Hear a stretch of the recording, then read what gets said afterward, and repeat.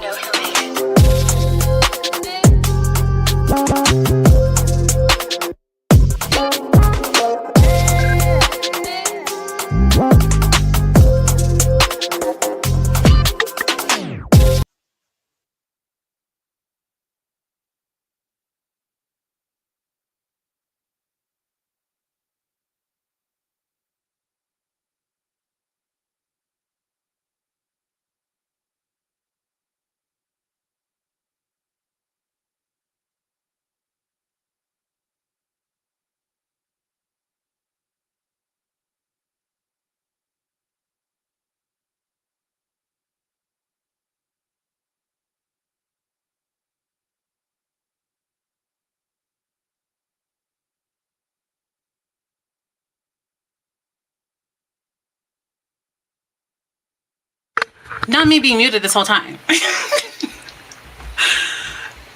Should we just pack it up? Should we just go home? Well, okay. Hi. Welcome. Hope everyone is good. I don't even remember what I said. Everyone's saying muted. I know. Okay. At least it didn't go further. At least it didn't go further. But yes, please don't forget to like the stream while you are here. It helps with the algorithm. It helps with my channel and its growth. And I am really trying to hit 1,000 subs in a month. Let's say by the end of next month. Okay. Hi Andy. Oh my gosh, the chat's going so fast. Okay. You guys, there are like, okay, there's 10 of you here right now. And I'm already like, the chat, I don't even know how people do it when it's just like moving. Oh, I can't. It's just not me. Hi Izzy. Hi, hope you're doing good. Thank you for coming. Thank you for being here. Yes, I am aware. Next time you can text me. Okay, let me. Hello. Hi, best looking. I don't think you've been here before. Maybe not. I don't know. Let me know what you want me to call you. If you want me to call you best looking or something else. Or maybe, because I know a lot of you have like, you're on Discord or you're on Instagram and I know you by different names and you already know I'm not good with names. Names are just never my thing. Like faces, display photos. that's it. But let me know. But thank you for coming. Sound on now. Thank you. Thank you very much. I was like, okay, last stream, if anyone was here from last stream, like the sound was horrible. And I was playing it back and I was like, why does it sound like this? Like, I know my mic is not that great, but it sounded straight trash. So I was like, what's going on? It wasn't plugged in. I literally was unmuting and muting my mic throughout the entire stream. It wasn't even plugged in. So yeah, we're off to a better start than that. I hope. I should have tested it. Hopefully it's good. We're just going to wing it. Solid start. Thank you. I hear the shade in that. I do hear the shade, but thank you very much. Hi, Irie. Thank you for making it. Love that you're here as always. Say that all again. I don't even remember. How can I be expected to remember what I said 5 minutes ago? I am a new person. I am a new being. Okay, that's an old girl. She's gone. She's dead and gone. Sorry, rest in peace. But I'm not her anymore. I don't even know what she was saying. Hi, Pam. Thank you for being here. Hope you're doing good.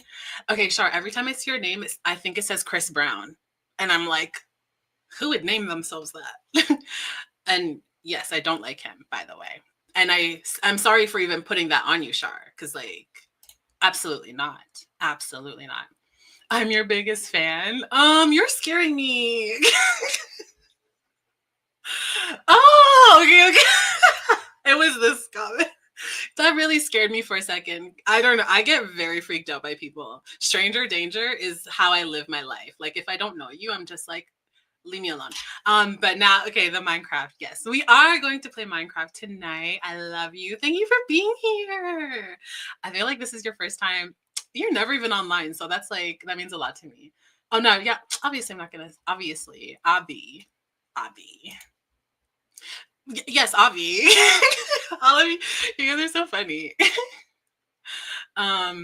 Just a teeny bit. It's okay.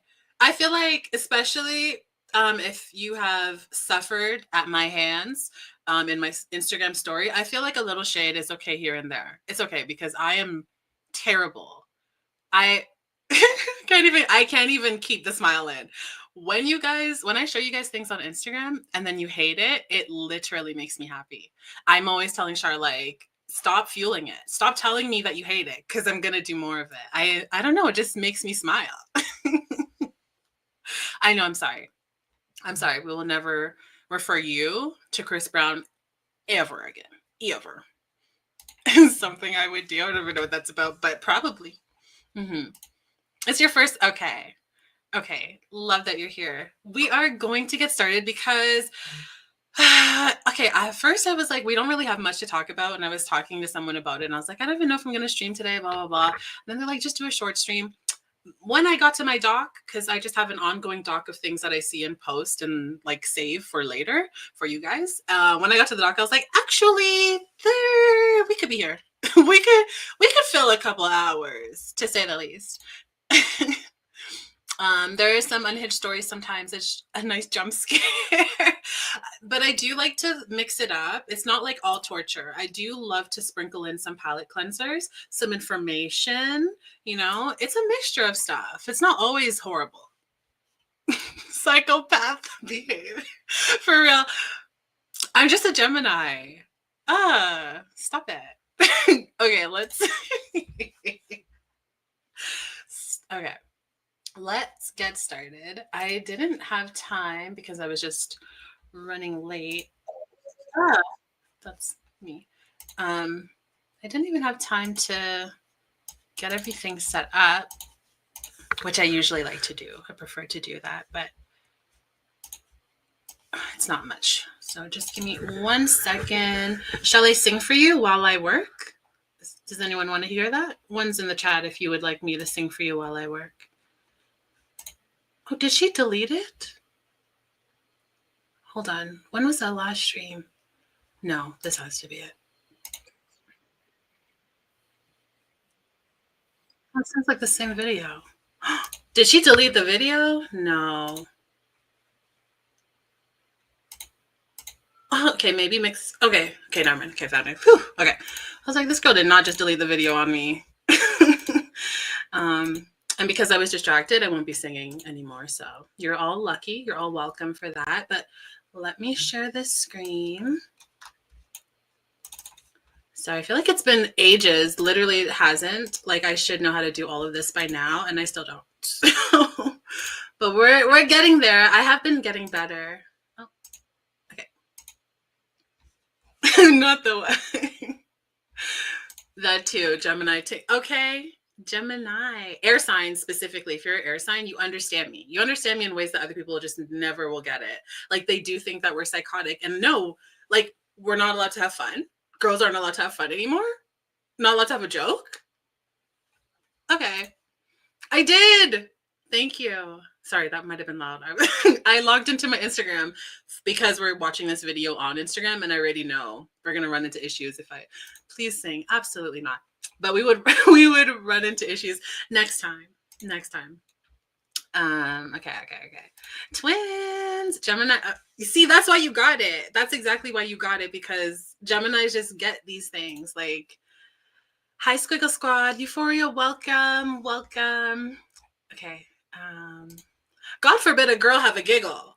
A hee-hee. A kiki. We're not allowed to do nothing these days, okay? It's rude. We're always censored on Instagram, even though Instagram is like, we're gonna like lift some of our censorship so people can talk about things. I still can't talk shit about a man. Well, okay, rude. Justice for Libras? Well, about that. Just kidding. I love all my Libras. Trisha, welcome. Love you. Thank you for being here. Trisha. Okay. Let us get into it. Okay, so if you guys don't remember, let me just give you a quick recap. So last week we talked about America's Next Top Model. We rewatched some of the most iconic scenes and controversial moments, photo shoots, essay stuff. There was a lot of heavy topics, and then there was some ones that were just like, who passed this? Whose noggin wasn't on? All of them, apparently. And then we started talking about that because Yaya, who was on season 3, and she was the runner-up of season 3, she put out a teaser video saying, Tyra just, apparently that speech that Tyra was doing from the last one was at like this woman's award show type thing. So she won an award, and she was talking about how, her legacy is strong, and she's not going to allow people on the internet. I guess that's like, she's not going to allow people on the internet to ruin that for her, from people just like posting things together. So people sent that to Yaya, and then she was like, let me comment on it. Let me talk about it, and let me share my experience. So we're going to watch that now. Oops. Okay. Okay, we got it. We got it. I like it like this, though. Okay, cool. Let me make sure. Let me know if you guys can hear, just so we don't keep going on and I'm like not even looking at the chat. But let me know. Show called America's Next Top Model. You guys have no idea how hard we fought to bring the diversity to that television show at a time where it didn't exist, to show different beauties, a time when people in the fashion industry were telling me, oh, you putting the girls in the hood on your show? We fought and we struggled, but we made it happen. Did we get it right? Hell no, I said some dumb shit. But I refuse to have my legacy be about some stuff linked together on the internet when there were 24 cycles of changing the world. We all evolve. We all get better together. Oh, wow. A lot was said and a lot was not said. I feel compelled to speak because ever since that speech aired last week from the Essence Black Women in Hollywood Awards ceremony, my DMs, why y'all acting up? There were so many comments asking all these questions, excited to see some beginnings of accountability, still mad because they didn't hear an apology, this apology that y'all have been talking about for years. And I wanted to share something with you that I shared with some women in the room at this awards ceremony. So what happened was I went to the bathroom once in the entire ceremony. It just so happened to be right before Tyra spoke. Her name wasn't on the program. Nobody knew she was going to speak. It was just like unexpected. By the time I left the bathroom, I got caught in some conversations in the hallway. And then I thought, oh, now is a good time to do the photo studio that they had there. So I went to the photo studio. Tyra was sitting in the room in the corner with her, I think, publicist. And there was no one else in the room except for the 4-person camera crew. What? I was like, oh my gosh, I haven't had a real interaction with this woman since 2004. And the story that I had been telling for so long was a story of trauma. There were so many things that happened on the show, some of which y'all know. Let's talk about manipulative editing and weaponization of girls' weaknesses, from catalyzing body dysmorphia to eating disorders, from anti-Blackness to blackface photo shoots. Like, yes, there was real trauma. And it wasn't by accident, but by design. The goal was entertainment over real world modeling preparation, and especially over mental health. So it's no wonder that tell-all documentaries are coming out and that contestants are speaking after all these years, even decades, about healing from the shock of the experience. To be honest. And again, for anyone that was not here last stream, with Yaya, Yaya has always been very proud to be African American. And on the show, as shows do, they tend to take one thing about you and then try to make it like a huge thing, your entire personality. In no ways did it seem that Yaya's entire personality was like Africa. But on the show, it kind of made it seem like she was like that. And there was a lot of comments made by Tyra and the other judges on the panel that were just at the very least insensitive, at the worst just straight up racist. And I can't remember if she already said it, but there was stuff that we saw on screen, and then she said that there was stuff that no one has ever seen, so I can only imagine how bad it actually got. But just to give you guys a recap, if you weren't here and you don't know why she's like talking about this specifically, but let's get back into it. The most shocking of which did not even air, but we're not going to get into that. Okay. What we're getting into here is forgiveness. This was such an amazing opportunity for me to finally close that chapter as I'm beginning a new one, and to model grace. I was so excited in this moment to walk over to her, to reach for her hands, and to greet her with warmth, with gratitude, with love, something that I would not have been capable of. The couple of places that we've been in the past, we did not speak. Probably both pretended not to see each other. It was very awkward, very strange, very irresponsible. And most of all, irresponsible to myself. Because when you're continuing to blame someone for something, you're giving your power away. And I learned that the practice of forgiveness is for me. Can you please give me a tissue? Okay, so obviously a lot of people were surprised by the direction of Yaya's video. And before we continue, I do want to say that whatever Yaya has experienced is her own. Obviously, people can feel different ways by watching her experience that and have to go through that. And all of the other girls that we witnessed, and some of the men, you can feel how you want to feel. But obviously, Yaya wanted to prioritize what was important for her. And it seemed like she doesn't want to carry around the trauma and the grief of the situations that she's been through. And I can only imagine, like, that has been on her back and kind of like a title for her for years because that's how she got her start. So we'll listen to the rest of this, but it does seem that she's not in a place where she wants to have any malice or have anything towards Tyra. And that's up to her 100%. And we all have to respect that and appreciate her for whatever it is that she is going through. She's over it, right? And I love to be over something. So Whew.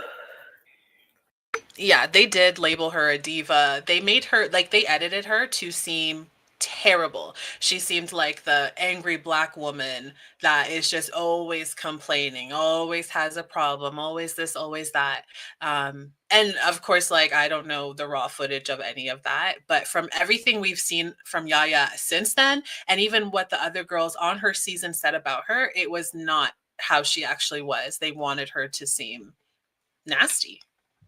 So for her to come back with this, I'm like, good for you. Because me, I love to be over something, but I also love holding a grudge. I can't lie. I can't lie. It's for me. It's for me to be in my power, to know that my life is something that I am creating with every choice, with every dream, with every daydream, with every journal entry, with every conversation. I am speaking my life into existence. So if I keep telling the story of blame, then I'm refusing to take ownership. That I'm refusing to accept that everything that happens in life is not happening to me, but for me. And if that is true, then everything is serving me as long as I'm learning from it and growing from it. When I look back at my journey over these years, kind of mad that it took me so long, but just so grateful that I finally came to this place of freedom. When I saw her, the old me would have been like feeling heat, maybe my heartbeat would have sped up, or I would have tensed, or I would have had a conversation with myself about making eye contact. And well, if she looks back at me, then like all this energy wasted.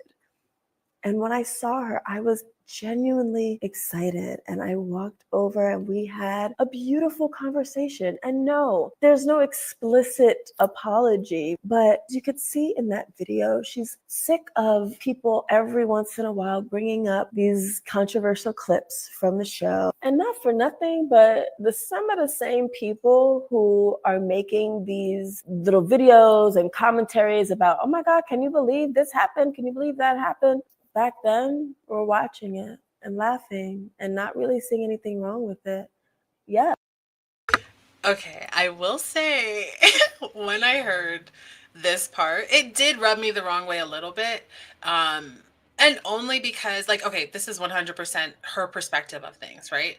And she is like probably in her 40s. And so for a lot of us, we watched this when we were children. right? Like I watched America's Next Top Model when I was 10 years old. But I understand that there were a lot of adults that also enjoyed the show and obviously that were behind it and that tuned in every week and supported it and did laugh along at these girls and their traumas. They thought it was funny to put them in the most outrageous photo shoots. But I also think that like maybe she might not understand the impact that that show held specifically for younger girls, not so much women that were already maybe in their early 20s, even though that is still a precious age, in my opinion, especially now that I'm not in my 20s. I'm like, that is a precious age. Like, you can still be heavily influenced and negatively impacted by the things around us and the media we see. So, although I was like, I didn't really love that part, but at the same time, I kind of understand where she's coming from because she was at the end of that. People were laughing at her, I'm sure.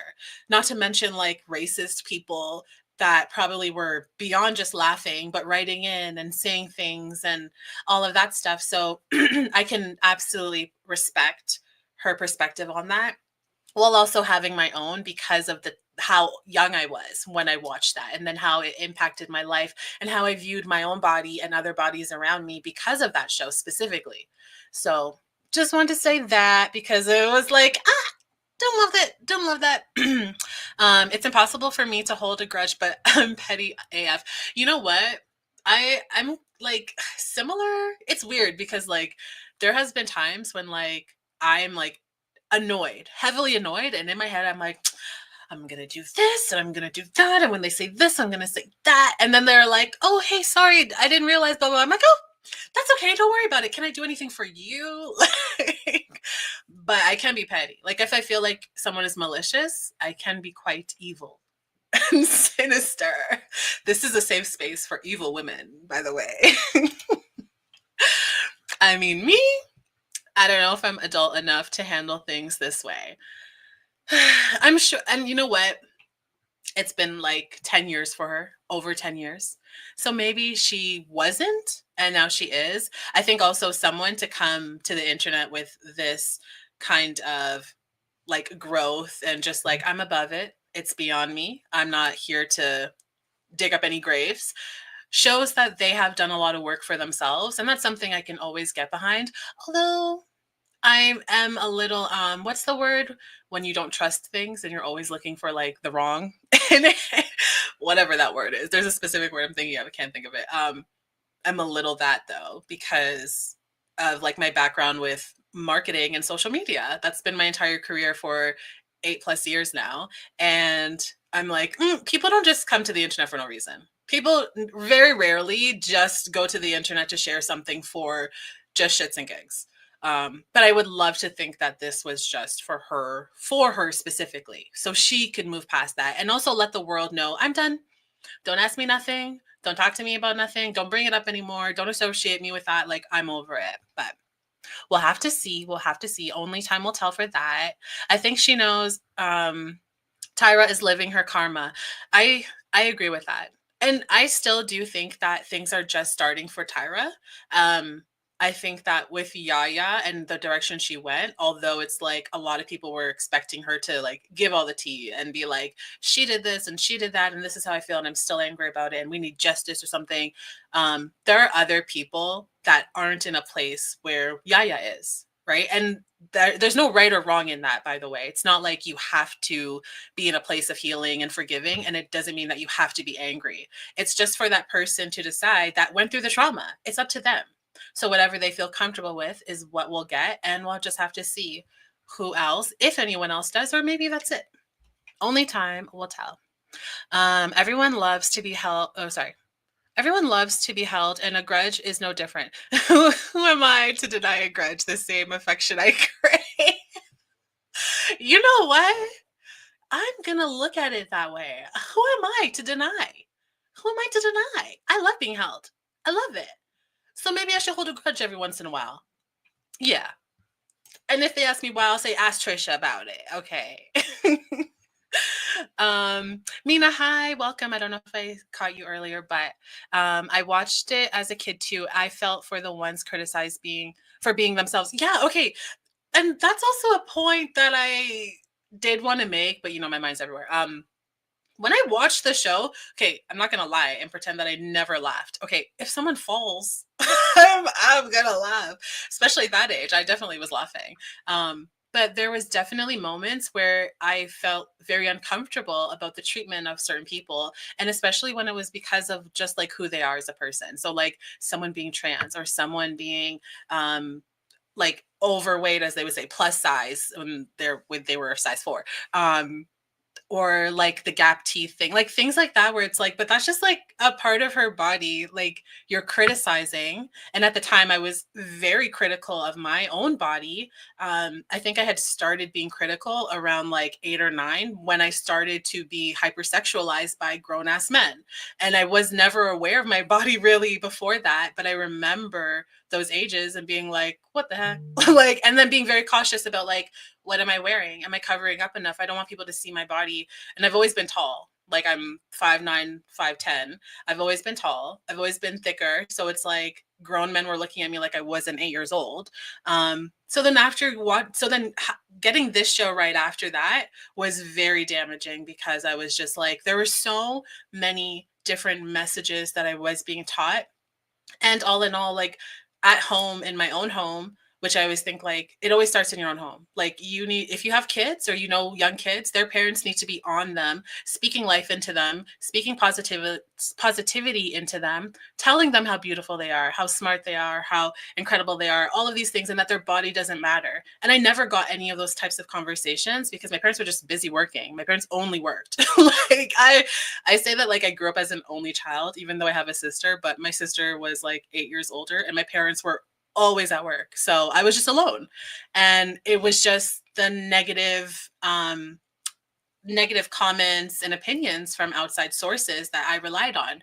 So then watching America's Next Top Model and then seeing women that are Black like me, and I'm like, oh my gosh, they're beautiful and they're gorgeous. And then Tyra or other judges are telling them, your skin is horrible. You're getting fat, all these things. I was like, oh, if that's what they think about them, I am horrible. I am the worst. Like, I am the size of a house and I have the worst skin ever. Mind you, I'm like 10. Like, I don't think I had pimples at 10, but it was just really hard to go through that. And then also, I had such a admiration for Tyra Banks even after the show. I love Tyra Banks. I watched all of the Tyra Banks shows and all of that. I've always just loved her. So it was very confusing and a mixed message. So it was hard. I think it was probably harder for us, those that watched it in their preteens or teenage years, more so than like a 20-something-year-old that probably has enough of a like knowing of who they are, if that makes sense. That part. Yeah, I don't know. I'm sorry. I was just yapping. Yapping away. Skeptical. Thank you. That was the word. Oh, and welcome, Lauren. Welcome back. It was skeptical. Yes. That also works, but I was skeptical. I'm very skeptical of everything online, by the way. I don't trust anything. People send me things, I start investigating. Like, before I get my emotions invested, let me decide. Base. Thank you. Okay.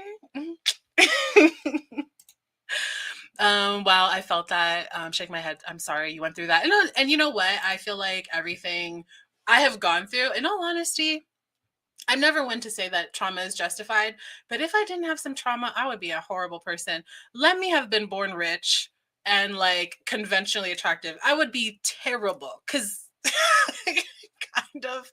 I kind of just didn't really have a sense of like self at all. The neurodivergency didn't help on top of that. I very much was like looking for everything outside. And if I grew up then, um, being rich or conventionally attractive, oh, people would have hated me. I was just quiet, so it's okay. And now I'm me, so I love me. I don't know. I'm like, everything worked out because I wouldn't want to be anything else. I was raised by TV because my mom was always at work too. Yeah, same. And also I was obsessed with reality TV because, again, the neurodivergency didn't really give me a sense of like how to be a human. So I always looked towards like human behavior through reality TV shows because I didn't like I was a kid. Like, what am I doing going to the library to read up like the psychology of whatever? Like, no. It was just whatever was accessible to me, and it was TV. So I learned a lot through watching a lot of reality TV shows. And I mean, I think that's also why I do have like an obsession almost with psychology and understanding human behavior, because I literally had to like build my own guidebook on how to be human. And I constantly say till this day, like, I don't really feel all that human. I feel more like a computer. How my brain just processes information. It's not very like social. It's very like analytical in a sense, or patterns at least, but it is what it is. I'm also sorry that like you had to experience that too. And I think a lot of people that are around our age probably had very similar upbringings, because I think they called us what, latch and key kids or something like that, where it's just like your parents aren't home and you are just getting home alone. I would always go home alone. There would never be someone home when I went home. And then you're just there to fend for yourself. And then by the time your parents get home, they're tired. I remember times when my mom would come home and I'm like, mom, mom, mom, bouncing off the walls, jumping everywhere because I just have everything to share with her. And she's like, calm the fuck down. Like, bring it down. You're too much. Go somewhere. And me, the type of person I used to be, you have to tell me one time. You got to tell me one time not to do something. I am never doing that again. So I just stopped talking. Sorry, this is like trauma dumping now, but I'm okay, guys. It's fine. I hope we're all okay. We're all working to get over those things and be better. Just grow from it. I felt the same way. Yeah, such a scary thing to go through looking back. Absolutely, absolutely. And that's why I think, like, while I respect Yaya's opinion and her experience, I don't feel like, oh, we should stop talking about this or we should ease up on Tyra, because it did affect a lot of people. I know I'm not the only one. I know that a lot of us come together to talk about this because it affected all of us, maybe in different ways. Maybe we're different ages at the time, but it affected us. And I think it's like great for her to be like past that, but maybe some other people need help to get past it too, because I'm sure there are still people in their 30s and even 40s that maybe are struggling mentally or struggling with their body image still, because of, maybe not all because of Tyra and the Tyra Banks show, or America's Next Top Model, but maybe that was like a starting point or a very like a time that like impacted them heavily, you know. Same, both parents work 24/7. Yeah, I feel like a lot of us are like just like that. Like we were just raising ourselves. You're a real one. Oh, thank you. Okay, I try sometimes. Sometimes. Neurospicy, a little bit of that. A little bit of trauma, a little bit of neurospicy, mix it all together. A little bit of racism in there. Don't forget the blackness. There's so many things. Rich people have problems too, but you're amazing, Z. Oh yeah, I absolutely believe rich people have problems, but you can tell me nothing if I had been born rich and I didn't have to like learn how to be empathetic towards people. You can tell me anything, honestly. I would be a menace. I'm telling you all. I have to tell people always, I would be a terrible person because I didn't have empathy for other people. Literally, I had to learn how to be empathetic. And a lot of it was like, oh, I feel like this when this is happening to me. And I would tell people or share it, and everyone would be like, it's just a joke, or this is not that serious. You're too sensitive. So I killed off the empathetic part in me so I could survive. I was like, okay, I don't need to be sensitive then. If everyone's saying it's me, it's not them, and apparently it's me, then I need to do something so I can make it through this. And I did. I just didn't stop caring about other people's feelings. Which is terrible, but it's so true. Oh gosh, it's probably why I am the way I am now. I care too much again, so I got it back, unfortunately. Fortunately and unfortunately. There's sometimes I'm like, damn, if I didn't care, life would be different. Okay, I'm sorry, I'm going so slow. Okay. Oh my gosh, I loved Maury. I loved Maury and Real World. And there was some other, like Jenny Jones, all of those shows. I was on all of them. Divorce Court, all the judge shows. Every single judge show, I was on it. I also wanted to be a judge. I was going to be a model / judge. Okay. My dreams are not dead still. Okay. I could be that. Latch and Key. Yeah. Yeah. I know I heard someone say this before, but I didn't know if it was like the generation before us or after. But yeah, we're just called Latch and Key kids. Like we literally just got home and was alone. Thank you for sharing. You can relate. And I don't love that people can relate, but I know that some of you can relate to this. You know, that's why I don't feel the type of way to talk about my experiences or talk about the things that I lacked as a person, as a human. Because I think that there are a lot of people that lack those things sometimes or have to build walls to protect themselves. And in return, you're cutting off your empathy, you're cutting off your connection to people when you try to like not feel your emotions anymore, right? And I think that it's good to talk about these things because it's never going to work how you want it to work. And obviously, when if you're in survival of something, you need to do what you need to do. But when you get out of that, you don't need to hold on to those guards. You don't need to hold on to the things you've built up to protect yourself at a time you needed protection. You can just be the person that can protect you now, and you can still hold empathy, and you can still hold love for people, and you can still like let things go. You don't have to get everyone back. It's you know, although it's fun, I can't deny it's fun, but it's not great. So, I know it's a mixed message. You guys are like, do you like it or not? I don't know. It affected me too. Yeah, absolutely.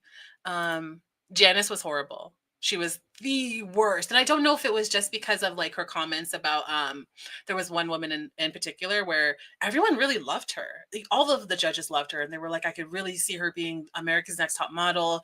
And she was like, we're never gonna have a fat America's Next Top Model. Mind you, the girl was not fat.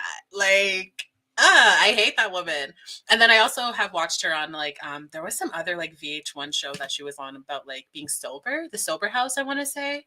Something like that. But I hated her there too. I just never liked her. Um Having feelings isn't necessarily a bad thing. People just make it seem that way. Oh, absolutely. I don't feel that way towards myself anymore. I love the person I am, and I love that I am very sensitive, and I do have a lot of emotions. But that's okay because I know that like not everyone is for me. Some people are gonna think that like, oh my gosh, you are like it's too much. You're too much, and that's fine because I have people that love me and they ride for me. Like it's never too much. So just find your people. That's all you gotta do. Find the people that make you feel comfortable to be exactly who you are, that you don't have to change to be and to fit into something else, especially when it comes to how you feel about stuff. Absolutely. Judge Judy taught me how to be a hater. She probably was my first hater. Like not me. She didn't hate me. She probably would love me. I actually have her autograph. Before, if you wrote into the show, this is how much a nerd I am. I would write into all of the shows to see if I could get autographs. She was the only one that sent it. I still have it somewhere. I'll find it one day and take a photo of it. Yeah, okay. Okay, I'm so far behind. Okay, let's finish this video and then I'll catch up on the comments. I apologize. You know, I can't shut up. Yes, things change. Like she said, we all evolve. Society as a whole is shifting. And so, no wonder we as individuals are shifting. But let's not pretend that the show was not wildly successful because its audience base was right up there on the judging table with Miss J, Mr. J, Tyra, Nigel, Nole, all of them. The audience was right up there at that table, judging, feeling good about knowing better that I can't believe she did that. We all evolve. We are all doing the best we can at all times with the resources that we have. It doesn't mean that we accept abuse, but we know that everyone is just trying to get their human needs met. When I hear this speech, what I hear is courage. It takes courage to get up in front of people and finally say what's been on her mind and heart for so many years, and to insist on recognition for the positive and not just the negative. And she's absolutely right. Before that show, there was nothing like it. It was a pioneer in terms of reality TV in general. It introduced so many people to versions of beauty. There were plus size people on the show. There were trans people on the show. There were gay people. There were men on the show. There were women on the show. It was all entertainment, yes, but the main takeaway is my connection to you all. I'm so grateful for that. I learned so much. I learned so much about myself. It's what motivated me to gain tools to be able to regulate my nervous system. Somehow there's a new pathway to being centered in spite of what's going on around us. That's a life skill. Was like introduced to because of my experience under that level of stress. So yes, the conversation was mostly small talk. Oh, you live in Australia. Oh, you have ice cream. Oh, I have this. I have that. Oh, you saw this movie. A lot of praise and compliments. She told the lady that was with her about the acting challenge on Top Model with Taye Diggs and how they were like, whoa, she can really act. Uh-oh, like this is not fair. And it was just fun to reminisce. Like it was actually fun. Her mom came in, who I remembered meeting there, and gave me a hug. She's like, oh my God, you look the same. Oh my goodness, you look beautiful. She looks amazing. And then it was time for them to go. And before they went, I just took her into an embrace. And there's the hug that you give acquaintances. There's the hug that you give strangers. And then there's a hug that you get and that you give when words don't suffice. Y'all, I held that woman. And when it was time for the hug to be over, I held some more. And I took a deep breath because I wanted her to feel what it feels like to fully be forgiven, appreciated, and loved. And we offer support in hopes that when it's our turn, that we receive support too. When it's our turn to stand up, and whether it's in front of one person or millions of people, and hold ourselves accountable, that we are received. After that magical moment, I went back into the room. Mind you, I still didn't know that she'd spoken. So I get back into the room, and there are a few sisters, right, in the community who were like, yo, Yaya, we was looking for you. And I'm like, what do you mean? They're like, we was trying to see, like, when Tyra spoke, we was trying to see what you was doing. We was gonna follow your lead. Like, do we stand? Do we sit? Do we cross our arms? Do we clap? Like, what do we do? And I was like, oh my God, y'all, stop. I had to tell them about the moment that I just had. Something so magical happens when you just make the choice to let something go. And then it's gone. And then you're like, oh my God. Like I'm free. And because I'm free, I want y'all to be free. They said, we're following your lead. And that's very similar to some of the things that people were saying in my DMs. And I was like, well, I feel like I have the responsibility now as the only ANTM alum in that room, one of them people that is still out there in front of cameras. I felt the responsibility to speak up. Some of my videos are some of the ones that circulate the most. And I'm like, you know what? I think it's time. It's time for me to just let everybody know that we're good. And I want y'all to be good too. And if there's anybody in your life you need to forgive for something, now is such an amazing time to do it. There's no time like right now to choose freedom, compassion, love, kindness. Our lives are our responsibility.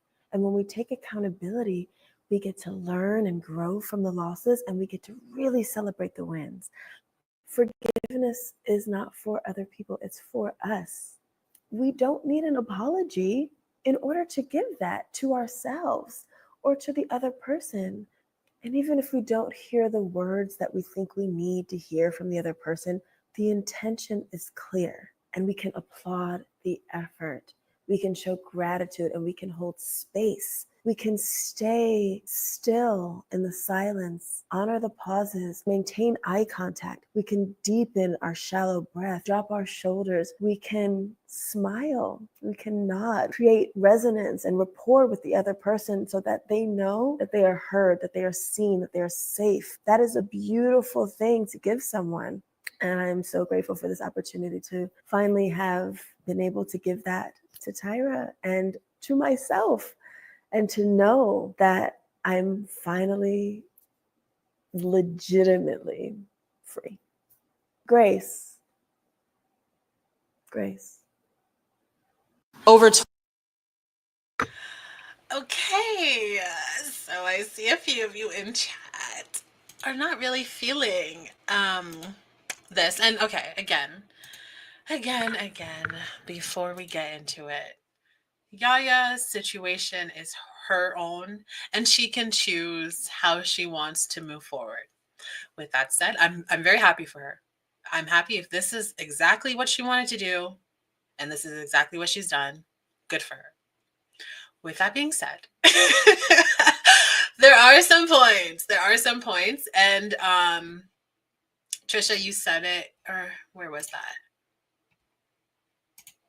I can't find the comment now. But someone had said, pretty sure it was Trisha, about accountability. And there is a point where Yaya says, you know, if we all want to be forgiven, then we have to forgive other people. And I absolutely agree with that. I don't believe in that, like, people can't change. And I don't believe in holding grudges when the person has done the work and they're showing us time and time again that they're trying. Some people, of course, they're going to hold a grudge forever and they're just going to be like, I don't like that person. And that's up for them, right? It's just, everyone's going to be different. The difference is I don't think Tyra Banks took accountability. And I think that's the biggest difference. I think what she said on that stage was actually not great. Like, yes, I do think that Tyra Banks has changed the modeling industry and the fashion industry in ways that no one else has. She literally was on the foregrounds of that, putting people of color in there, putting people, like, yes, having a trans woman on her TV show. But if you're exploiting them, is it still good? Like, I can acknowledge that two things are true in this situation. In terms of, like, when it comes to fashion and models, yeah, Tyra Banks is up there and she did change the world for that. But when it comes to people, I think that it was very damaging. And I also have to acknowledge that the fashion industry started in hell. If she was there and being progressive, then what does that mean it was like before? Horrible. I could only imagine the kind of things that were allowed to happen. Because again, we're not just talking about, like, oh, she made people do really risky photo shoots, right? She made young girls get naked on their first time of going on the show in front of a whole bunch of people that they've never met before. um it's not just those things. It's not just, even though those are bad, right? Those are bad. Like, what I'm saying is bad. But when we look at the other stuff that she did, I mean, there's no reason that it was acceptable for a young woman to tell you, there is a man here who is touching me inappropriately while I'm working. And I'm doing what I'm supposed to do. I'm bringing attention to this, right? I'm telling people something is wrong. Like, I don't feel comfortable. This man shouldn't be here touching me. And that person is told, just get through it. Time is money. There's a lot of people's jobs on the line. There's no need for that. And I think that that's actually very disgusting to just kind of sweep under of, like, well, Tyra has good and bad. Okay, when are we going to talk about the bad? That's it. I'm not saying Tyra needs to be held to the cross or nothing like that. Like, nothing like that. But I do think that you should be able to talk about the things you've been through too. Maybe that would even help us understand why you thought it was okay to do what you did. But you've never talked about it. She's never talked about it like that. When she has done, I've seen one interview that she did where she talked about people rediscovering America's Next Top Model and all of that. And it was very much like, I understand that it was bad, and, you know, we've learned and we progressed, and I'm always going to take accountability for it. Saying you're taking accountability is not taking accountability. It's just saying you're going to take accountability. It's not the same thing. And I just don't think that she has taken accountability. And with how we see that she was at that award show, it seems like she's very angry even at the fact that people dare talk about these things, and some of the women speak out about it. And I think that's always going to be a problem for her, unfortunately. Learn how to take accountability. Maybe we can move on. Just me. I wonder if, oh yeah, I saw this comment. I wonder if any of them honestly feel the same way as her. And that's the thing. I know that there are some that absolutely do not, because it's funny because and I think actually the comments are turned off in the teaser video that she did, that Yaya dropped. Because I think that was the first video I saw, and I was like, oh, she deleted the how can I go to her page? I was like, oh, she deleted the video, but all the comments were off. And I wonder if that's because when I was looking through the comments, there were a lot of girls that were saying, finally, like, this has been horrible for me. There were other contestants from America's Next Top Model that were like, I took screenshots of some of them. If I remember it on break, I'll remember to, like, post them in my thing so I can show you guys later. But Yeah, some of them are like, this was horrible for me. It was a horrible experience. And even as a grown ass woman now, I'm still struggling with my own body image. So I wonder if she turned the comments off because of that. But that also just shows that, like, no, she's probably on the minority side of things. Not that it's bad. Again, if this is what Yaya wants to do, this is what Yaya wants to do. And it's not our trauma to tell her how to handle that. We have our own. So like, yes, we can acknowledge that America's Next Top Model was groundbreaking show for reality TV and possibly the modeling industry. Absolutely. That doesn't take away from the abuse. Thank you, Shar. That doesn't take away from the abuse and the trauma that people faced on and off the show. Um, and also, like, let's not pretend that showing certain situations where people, how people handle them, again, the essay stuff, the time when the girl was like, I don't want to kiss the man because I feel very uncomfortable with men scare me, and they were like, you're not going to be a model if you don't kiss him. Like, that shows other people how to handle those situations, and it shows them that it's okay. It's okay if someone is uncomfortable and you just brush off their concerns. You just make them do it. Get it faster. Come on. Time is money type of thing. That's not actually okay. And I think that, like, that should be addressed. That should be spoken about, because it's not just little things. Again, it's not. And we were teaching people how to treat people, how to treat models, how to treat people in the industry, especially people. And this is an ongoing thing. It's not like it's done. It's not like we're like, oh, we're so beyond this. Um, I think about the show that The Weeknd was on that got canceled, but it was supposed to be like about how young women in the industry are taken advantage of and made to do so many things that they didn't need to do. But just because these nasty men that want to see them naked, want to see their titties out and everything, that's all they want to see. They don't give a fuck about who that person is, and they use them and exploit them. Right? This is something that's still happening today. So she's gassing it a little. But okay, girl, we're following your lead, honey. How much was the check? You know, I said I was skeptical. You know what I said. You know what I said. No, it wasn't even that. I didn't even think it was a check involved. Honestly, I just thought maybe like, and like, again, I don't know. I am not in Yaya's head. I have no right to say for a fact like how she came or why she came to say this or blah blah blah. But she gained a lot of followers, and it was something we wanted to hear. Was something people wanted to hear from her. And she has other businesses. You know, again, I'm skeptical.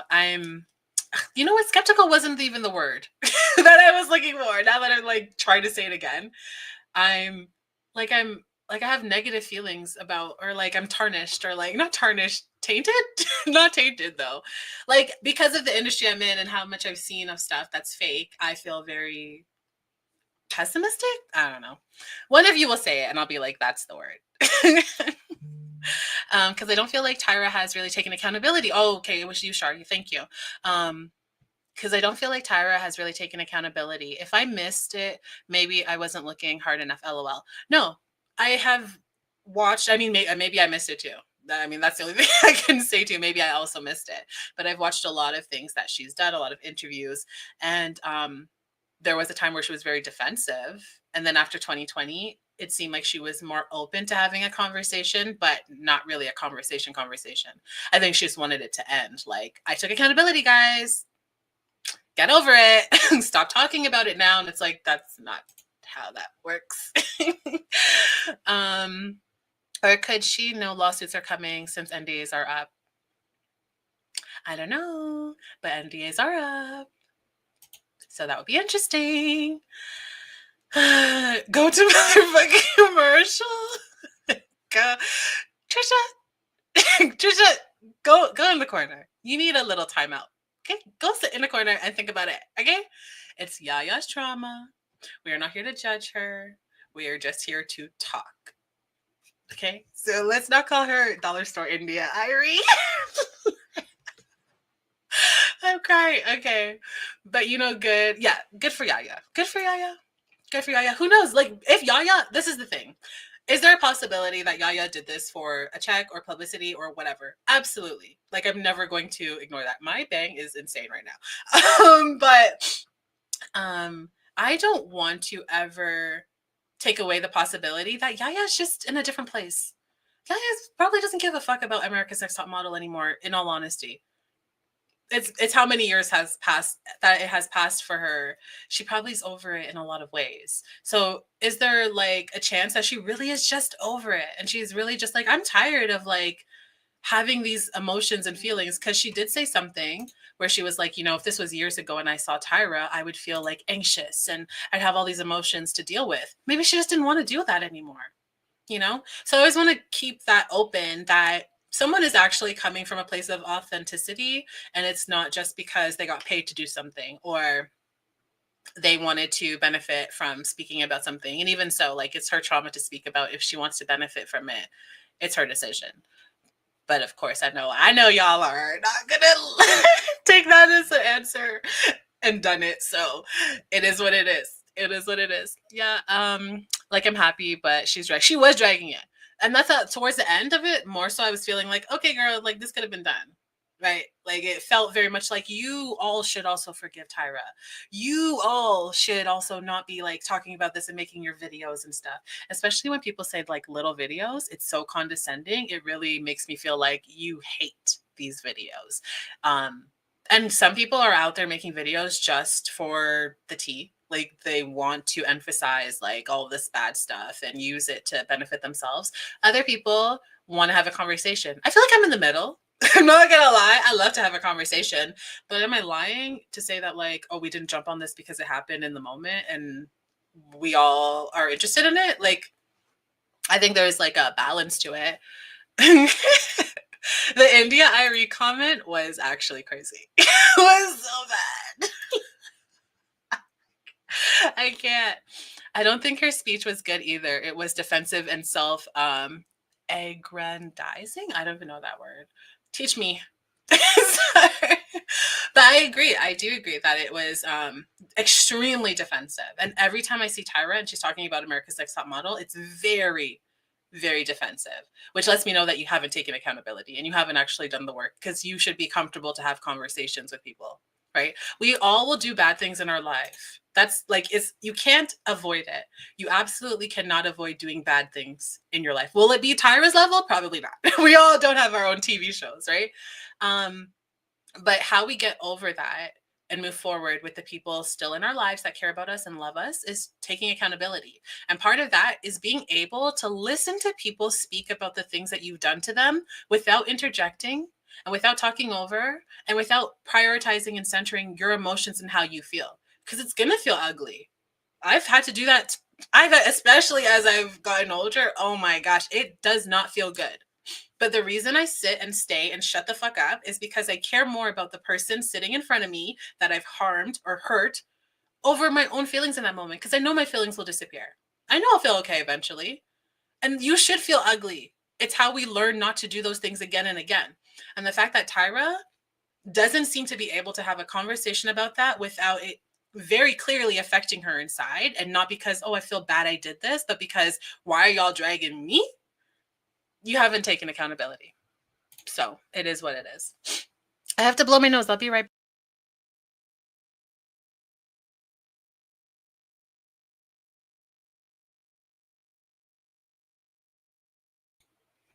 Okay. Thank you for waiting. Why are we the bad guys for pointing out the bad? Exactly.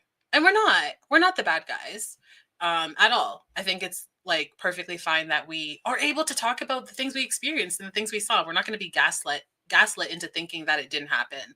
I just think that no one should tell. I was going to say India Irie. No one should tell Yaya how she should feel. And I hope that she's being authentic and true, but probably not. I don't know. It is what it is. It is what it is. I don't care if it's been 2 decades. I'm going to say what I have to say. How, oh my gosh, how else will someone learn? Absolutely, yeah. And no, I don't think that you guys should have to bite your tongue on certain things. I just don't think it's Yaya we should be taking it out on. You know what I mean? Like, Yaya still was the victim of this situation, you know? But if you want to say things about Tyra,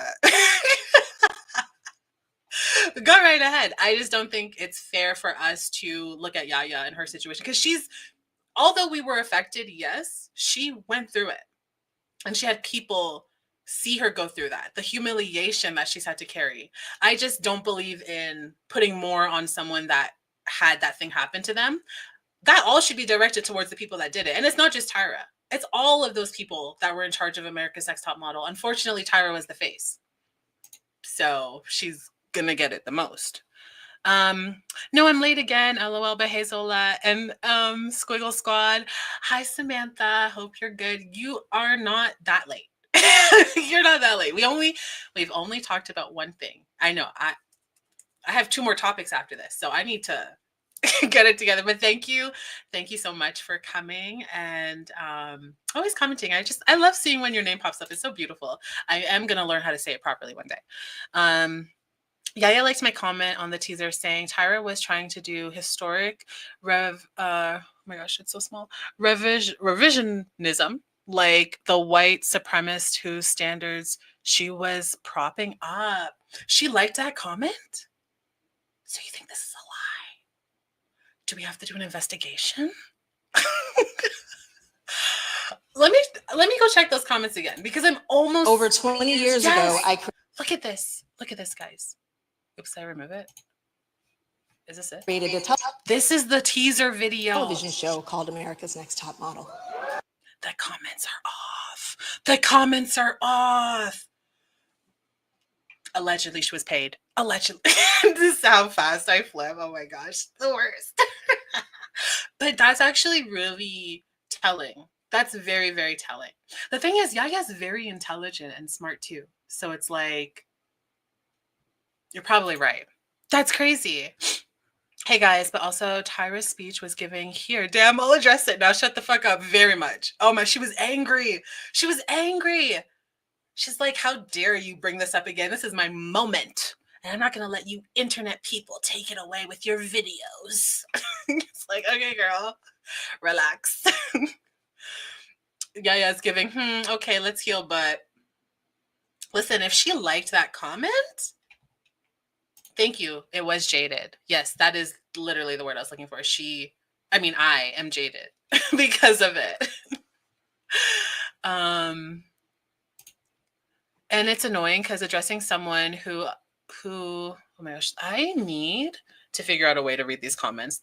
When they're like, to make it bigger, they're so small. It's annoying because addressing someone who, enables your discomfort, disrespect, and demonization doesn't really set a great example. You're right.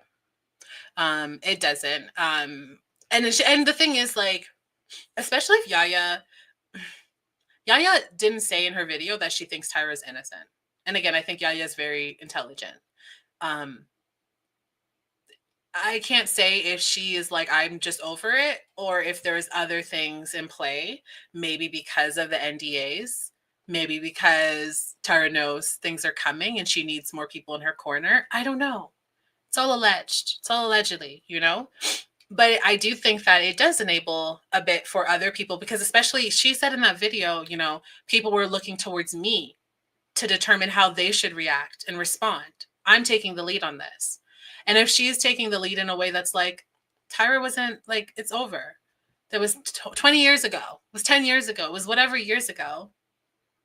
Then is that enabling? Absolutely. I do think so. Yeah.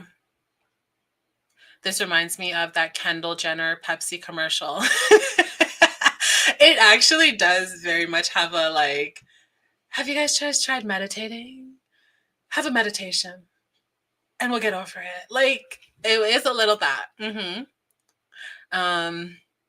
Self-dragonized. It's just making yourself seem really powerful or important. Her saying America's Next Top Model will change the world. Oh, okay. Thank you. Word of the day. But no, that is, and that's the thing, again, with Tyra. And I do want to focus mostly on Tyra. And therefore, okay, I do want to focus mostly on Tyra because she's the one that had the power then to do what she was doing. And now we see, yeah, she does seem like she's very angry at people for talking about this, that she thinks very highly of herself still. And she can't even imagine that people would bring this up, because it's kind of like, well, if you knew what was going on, if you had only known what was really going on in the industry, this is nothing. Like, I actually helped these girls. If it wasn't for me humiliating them, no one would know who they are. Okay, like, it's giving that, and that's not good either. That's terrible, actually. Actually, Zola, you taught me this about accountability. Oh, thank you. Okay. I don't remember. You know, my memory is like literally, if it's gone 5 minutes over, I don't remember what happened. So let me remove your comment with her forehead. Oh gosh. Her forehead. Oh no, all of them are forehead comments. Oh my gosh, literally all of them are forehead comments. Not me trying to find a safe comment. All of them are foreheads. All of them are about foreheads. Told you there was a check. Yeah, no, that's actually very, very, very fishy. Like, if she was liking comments that agree with our opinions more, and then in her video, she's like, forgive and forget, live, laugh, love, meditate and breathe. I would love to know more about that. Don't get me started on wellness girlies. They are the worst. The wellness girlies are literally one of the worst niches ever. Like, harmful as fuck. They are predatory. They are the worst. And I hate that they just disguise it with like, oh, I just love life and I love the earth and I love the land. It's like, no, you don't. No, you don't. With your faux dreads, changing your name to Raindrop. Like, please. Ugh. What about the celebrity song mashup 4 days after COVID started? These people are just so out of it. Oh my gosh, I forgot about that. I forgot that they did that. They were doing so much during COVID that was like, can y'all just be normal? Like, if you don't know what to say, don't say nothing. Vanessa Hudgens, remember Vanessa Hudgens? Guys, people are going to die. It's like, girl, shut up. Why did you come here and say that? Trisha is reading. Listen, Trisha, Trisha is one of my best friends ever. I love Trisha. She's not going to back down for nothing. How Trisha feels is how Trisha feels. So that's why I was like, okay. But I feel like we're okay. Trisha and I are like so good like that because I can be very much like, let's just move past it because it's better for ourselves. I'm prioritizing myself. I've lived too much of my life prioritizing other people and how they made me feel and blah, blah, blah. So let's let it go. And she's like, let's not. And sometimes we need the let's not, and sometimes we need to let it go. So I feel like we give good balance. But I love Trisha. The girls when she said that, I was like, okay, either this is like a direct quote that she remembered or that's literally how you feel. And my bet is that's how Tyra feels. Like, I took these ghetto girls from the hood. Girl, relax. Like, they were just black. Like, literally, they were just black girls. We don't know. All of them came from the hood. Like, please stop it. Like, I really don't give a damn what you think you're doing for the world. And the fashion industry is not the world. Like, I'm sorry, we're kids like getting food that didn't have food because the fashion industry had girls from the hood. Like, I don't think the world cared that much. The industry cared, of course, but that's the very small percentage of the whole entire world. Like, be for real.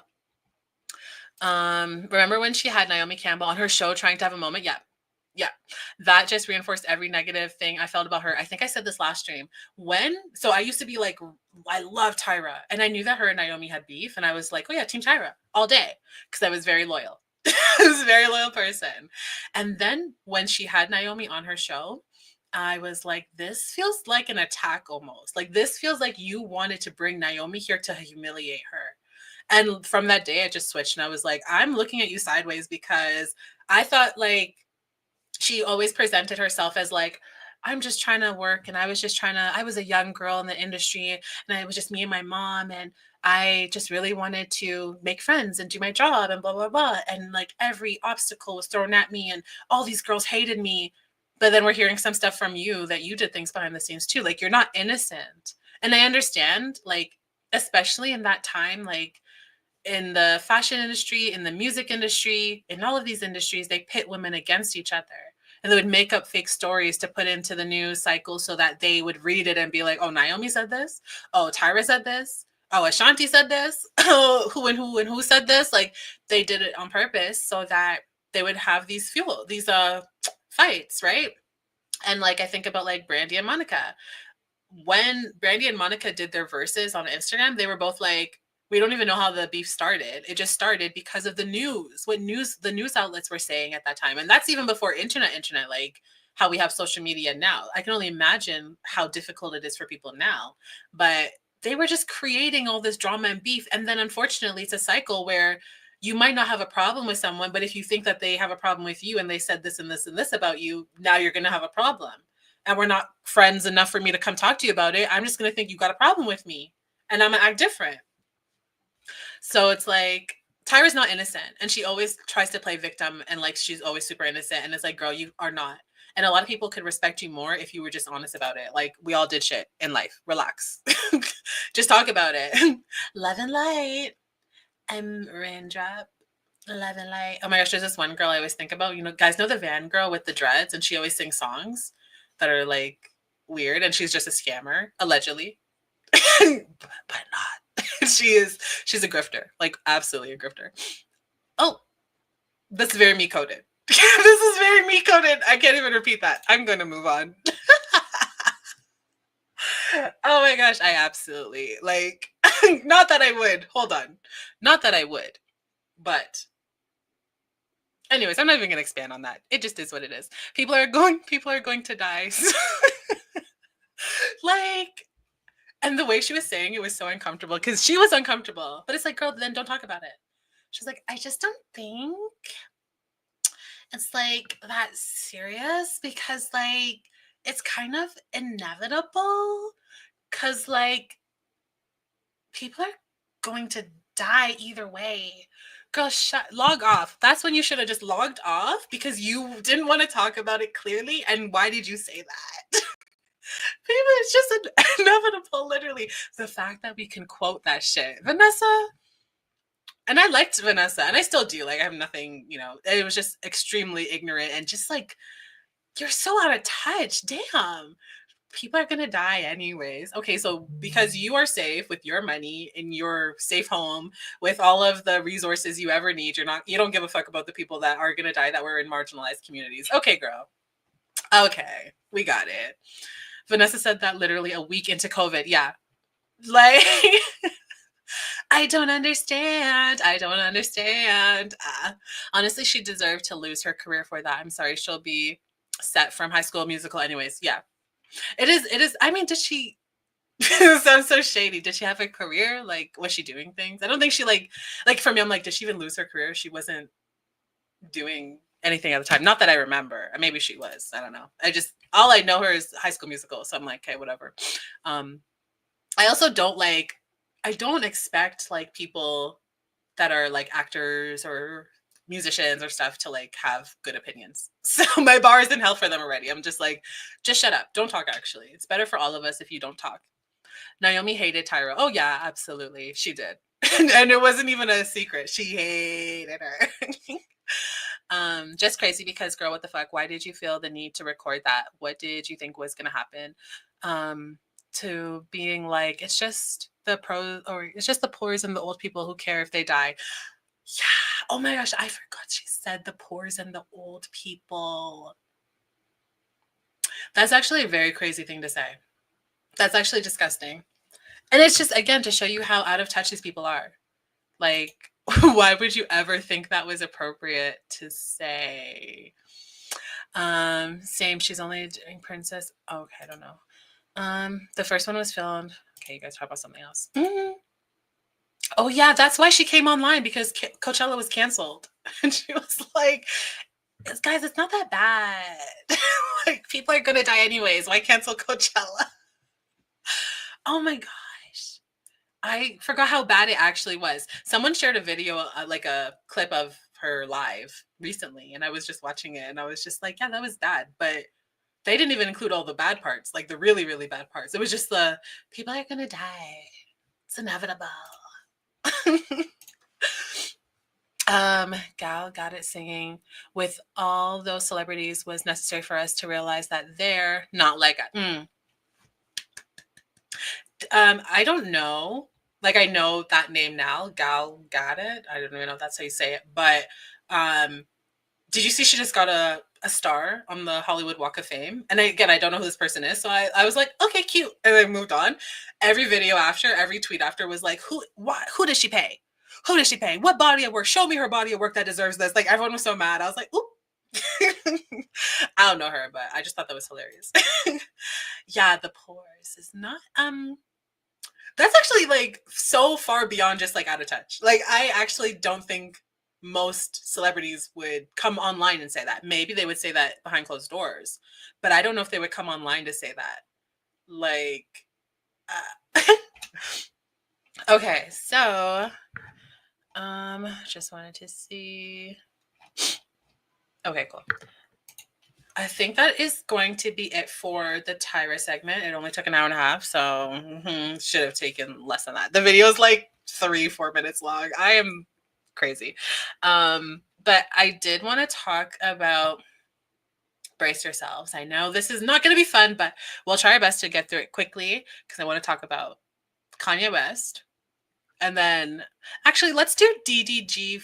No, let's do Kanye West first. Because if it runs over, if it's like I'm going on like 3 hours or something, then we can save DDG. He is not important at all. I just wanted to make fun of him some more, in all honesty. But let me get that set. I'm just gonna go on a quick break, get a drink, get a snack, and we will be back.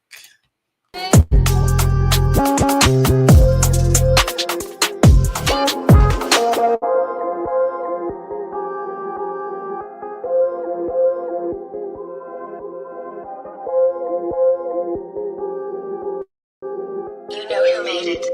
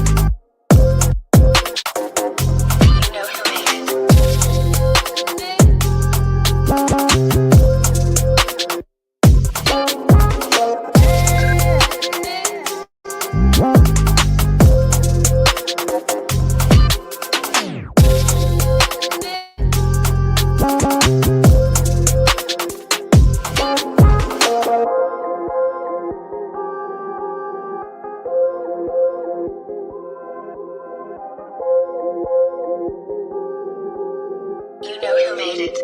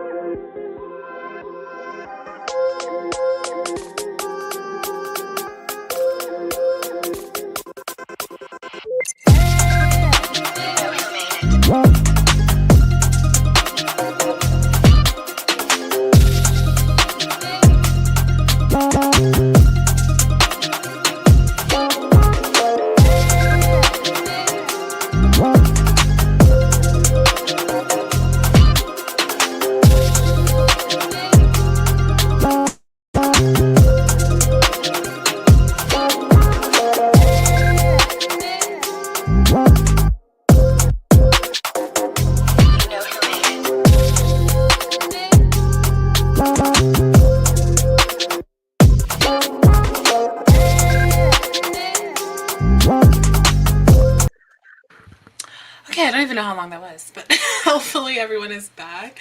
My bangs are literally pissing me off. Like, why is this doing this? You know how many times I tried to fix it before the stream? I was just like, it's not. It's just gonna be a cow lick.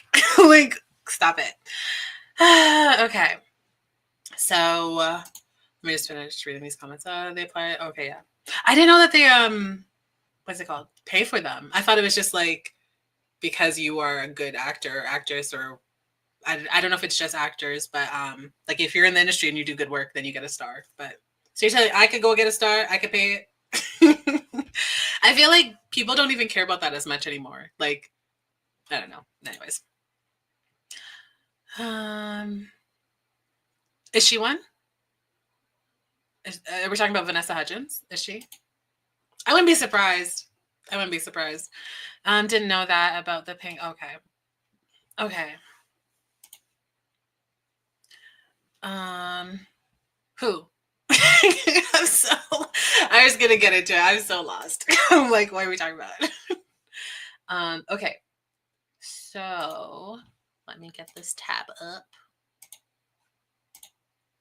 Oh, gal. Got it. What is she from? Oh, Wonder. Oh, okay. Okay, sorry. You guys, I don't know anyone's name.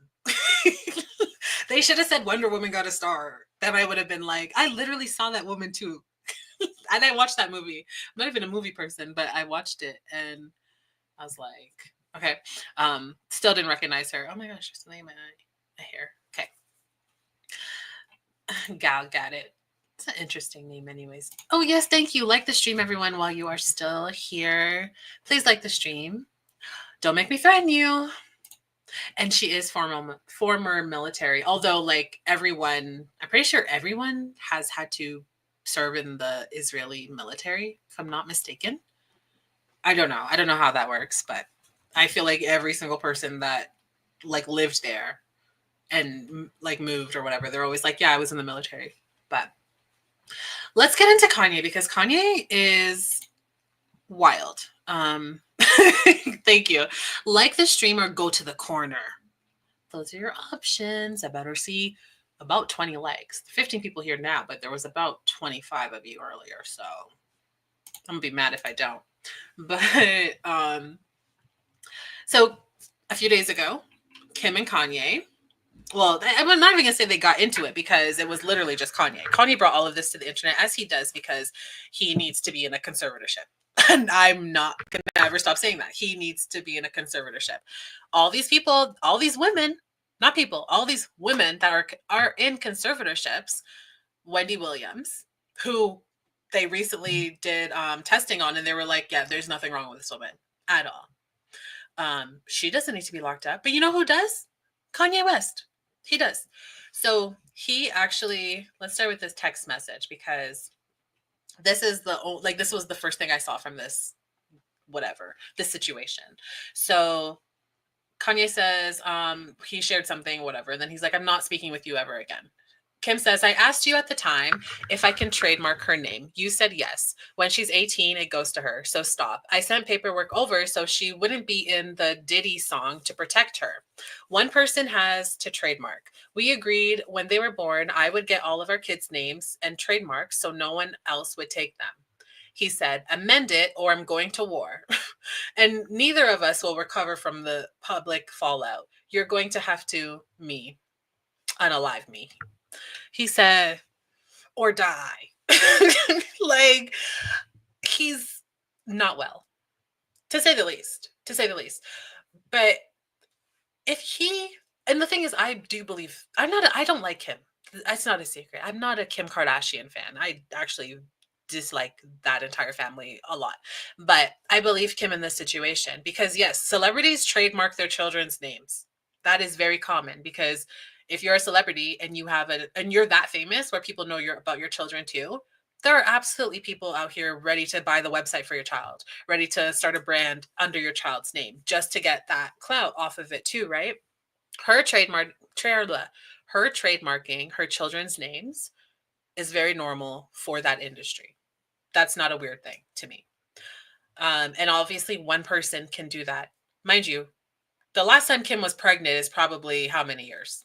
I don't know how old the youngest is, but at least 5 years. So these trademarks have existed. She's had these trademarks. North, I think, is like 13 for at least 13 years. And now he's upset because he wanted to put North's voice in a Diddy song. Are you okay? Are you okay? Literally.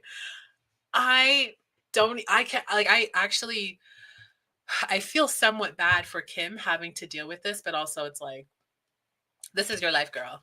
That man wasn't okay even before, so I didn't think it was going to get any better. Um, so he's very upset, and he says, "We're going to go to war." Like, and actually, in this post, a lot of people had more sense. But the first post I saw about this, everyone was dragging Kim and being like, oh, like she's trying to profit off of her children's names. Who does that? Who trademarks a kid's name? That's weird, blah, blah, blah. You just don't know what you're talking about. That's it. I don't think it's Kim's fault in this situation. She's just doing what I think any parent would try to do in this situation where you're like trying to communicate with your ex and explain to them. She said she sent the paperwork over. What more do you need, Kanye? But Kanye's just mad. He's mad because he's not getting his way. And whenever Kanye is mad and he doesn't get his way, he has a tantrum. He has a fit about it. He goes to the internet and starts posting swastikas. Like, I don't know. He has problems. Okay. So, anyways, the overall tweet is Kim versus Kanye, or sorry, Kanye versus Kim. Again, Ye dropped a new track featuring Diddy, and North is on a verse. Kim is blocking it since she owns the kid's trademarks, transferring to North at 18. Ye called it war if she doesn't let him release it. The song and tweets deleted Kim silent for now. And like, I would not want my child on a Diddy song. What the hell? What the hell? That, like, she absolutely should block that instantly. Are you crazy? Are you right now? Right now? That's what you want to do right now. That's insane. But Kanye is I just feel like he's a what's it called? Like a contrarian? Is that the word? But I just feel like he always wants to just do whatever he can to get the most views and the most attention because he's upset. He's a child throwing a tantrum. A child throwing a tantrum, they don't even care about the damage that's done. They're just mad in the moment. They're breaking their own stuff. They don't care. They're not standing on business. They're just mad. They both are idiots. Yes. Why, yes. They are. Play stupid games, win stupid prizes type. That's it. That is it. Kim is very dumb. Absolutely. Very. Because why that man? Okay, anyways, whatever. That whole like Kanye, Kim's family, the Kardashians, the Jenner, all of that stuff is a rabbit hole. And I just believe all of them are extremely evil. Even the babies. No, I'm joking. Maybe not the babies yet. Contrarian. Contrarian. Thank you. Yes, that's what I think he is. So this is what I saw this the other day and I was like, hey, okay, I guess Kanye's gonna be talking again because he has these times where he's like very vocal and then silent and then very vocal and then silent. So he had been silent for a minute. And if I'm not mistaken, the last time that he was like doing all this wild stuff online, someone had threatened him that they would take the platform away, maybe Elon, because I know Elon unfollowed Kanye and there was a whole bunch of mess and drama. I think if Elon is even trying to separate himself from you, and you know we love to talk about Elon here and those feet.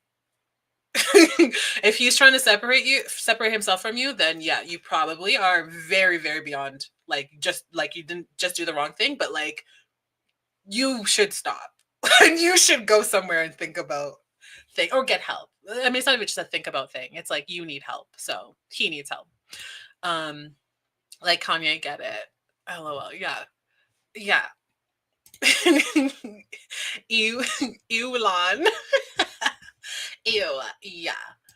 Okay, so after that, a whole bunch of other stuff started happening because obviously when you are Kanye West and you have the platform you do, everything that you say and everything you do goes viral in some way, shape, or form.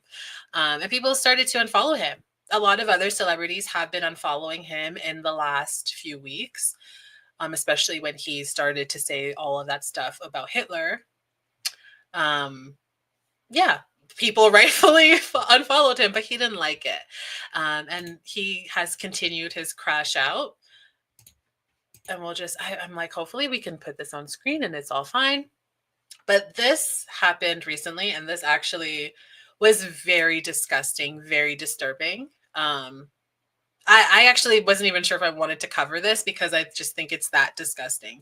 But I also think that everyone should be on whoever's neck when it comes to deplatforming Kanye West. I think that he is extremely harmful.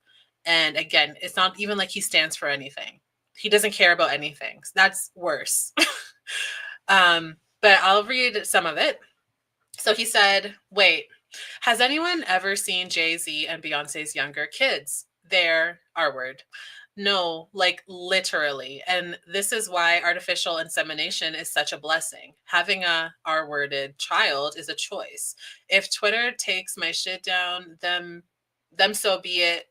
But I need y'all to know Jay-Z, I'm sorry, I'm struggling. Jay-Z or nobody have no, and then we can't see it. These have been deleted. So we only have screenshots. Although maybe I can go to that website. There's a website that has all of Kanye's tweets. So we're going to take a look at that after to see if there's anything we missed. But he goes on to say, or sorry, before that, forgot that it's in reverse order. He said, motherfucker, a trigger and you and then tell you you gotta work on your generational trauma. Sorry. And then he says, these are the last times I get to diss Drake before the Kim pop out, because then it looked like I'm hating or care, and Twitter's stopping me from using F word.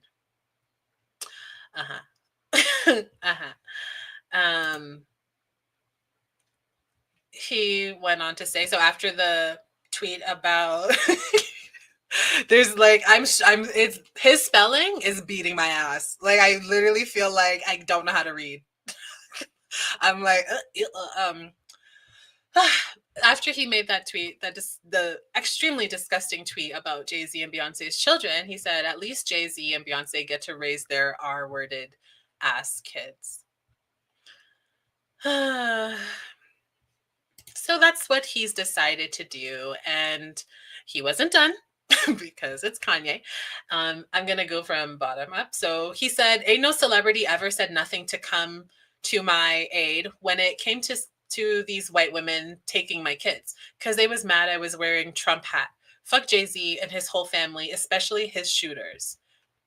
And now you think Jay-Z's pussy ass made me take it down. I got to double down. Somebody from my music team called me and begged me to take it down and spoke on Twitter, banning, etc. I am so mad. I took that down. The only thing that I was mad about in the last few hours was taking that Jay-Z and Beyonce tweet down. Dame Dash signed me, by the way, not Jay-Z. So he's very upset. He's a very upset man.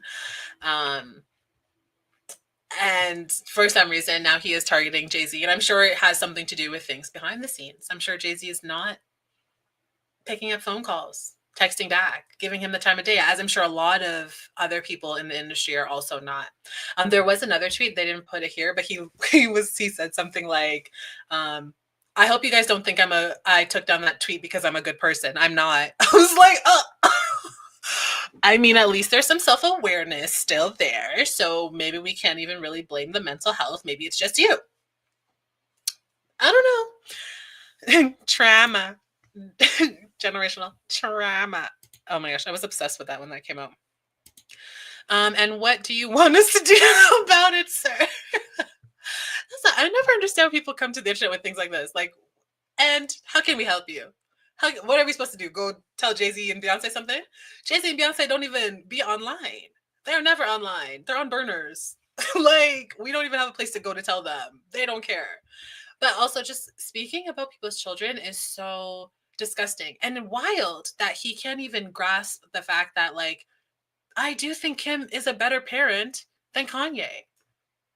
I mean, at the very least, I don't know what's going on behind closed doors. They're both harmful. Listen, that's a whole other topic and situation, because it's like, who actually could raise these children that's not them? But if we had to pick from the two, I'm going with Kim. She seems to at least be there for her kids. She seems to not use them as a prop. We don't really see her outside of, okay, let me rephrase that, because she definitely exploits them on TV and in brand deals and sponsorships and things like that. She definitely exploits her children. But we don't see her coming online to talk about her kids. We don't see her trying to get them closer, although there probably is some. There are a lot of pedophiles and people like that in that industry, and I mean, there's the connections between like Kris Jenner and P Diddy and how close they were. I can't say yes or no to who is around their children, right? At the very least, it's not this. At the very least, maybe Kim is like here and Kanye's here. We need another option. Black China's mama need to go take those kids, and that is crazy. Tony, where's Tony?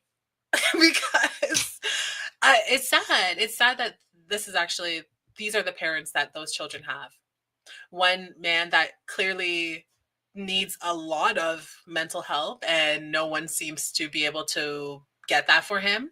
Doesn't really seem to have any boundaries, and is just mad at everyone in the world, and will use his children to emphasize that point.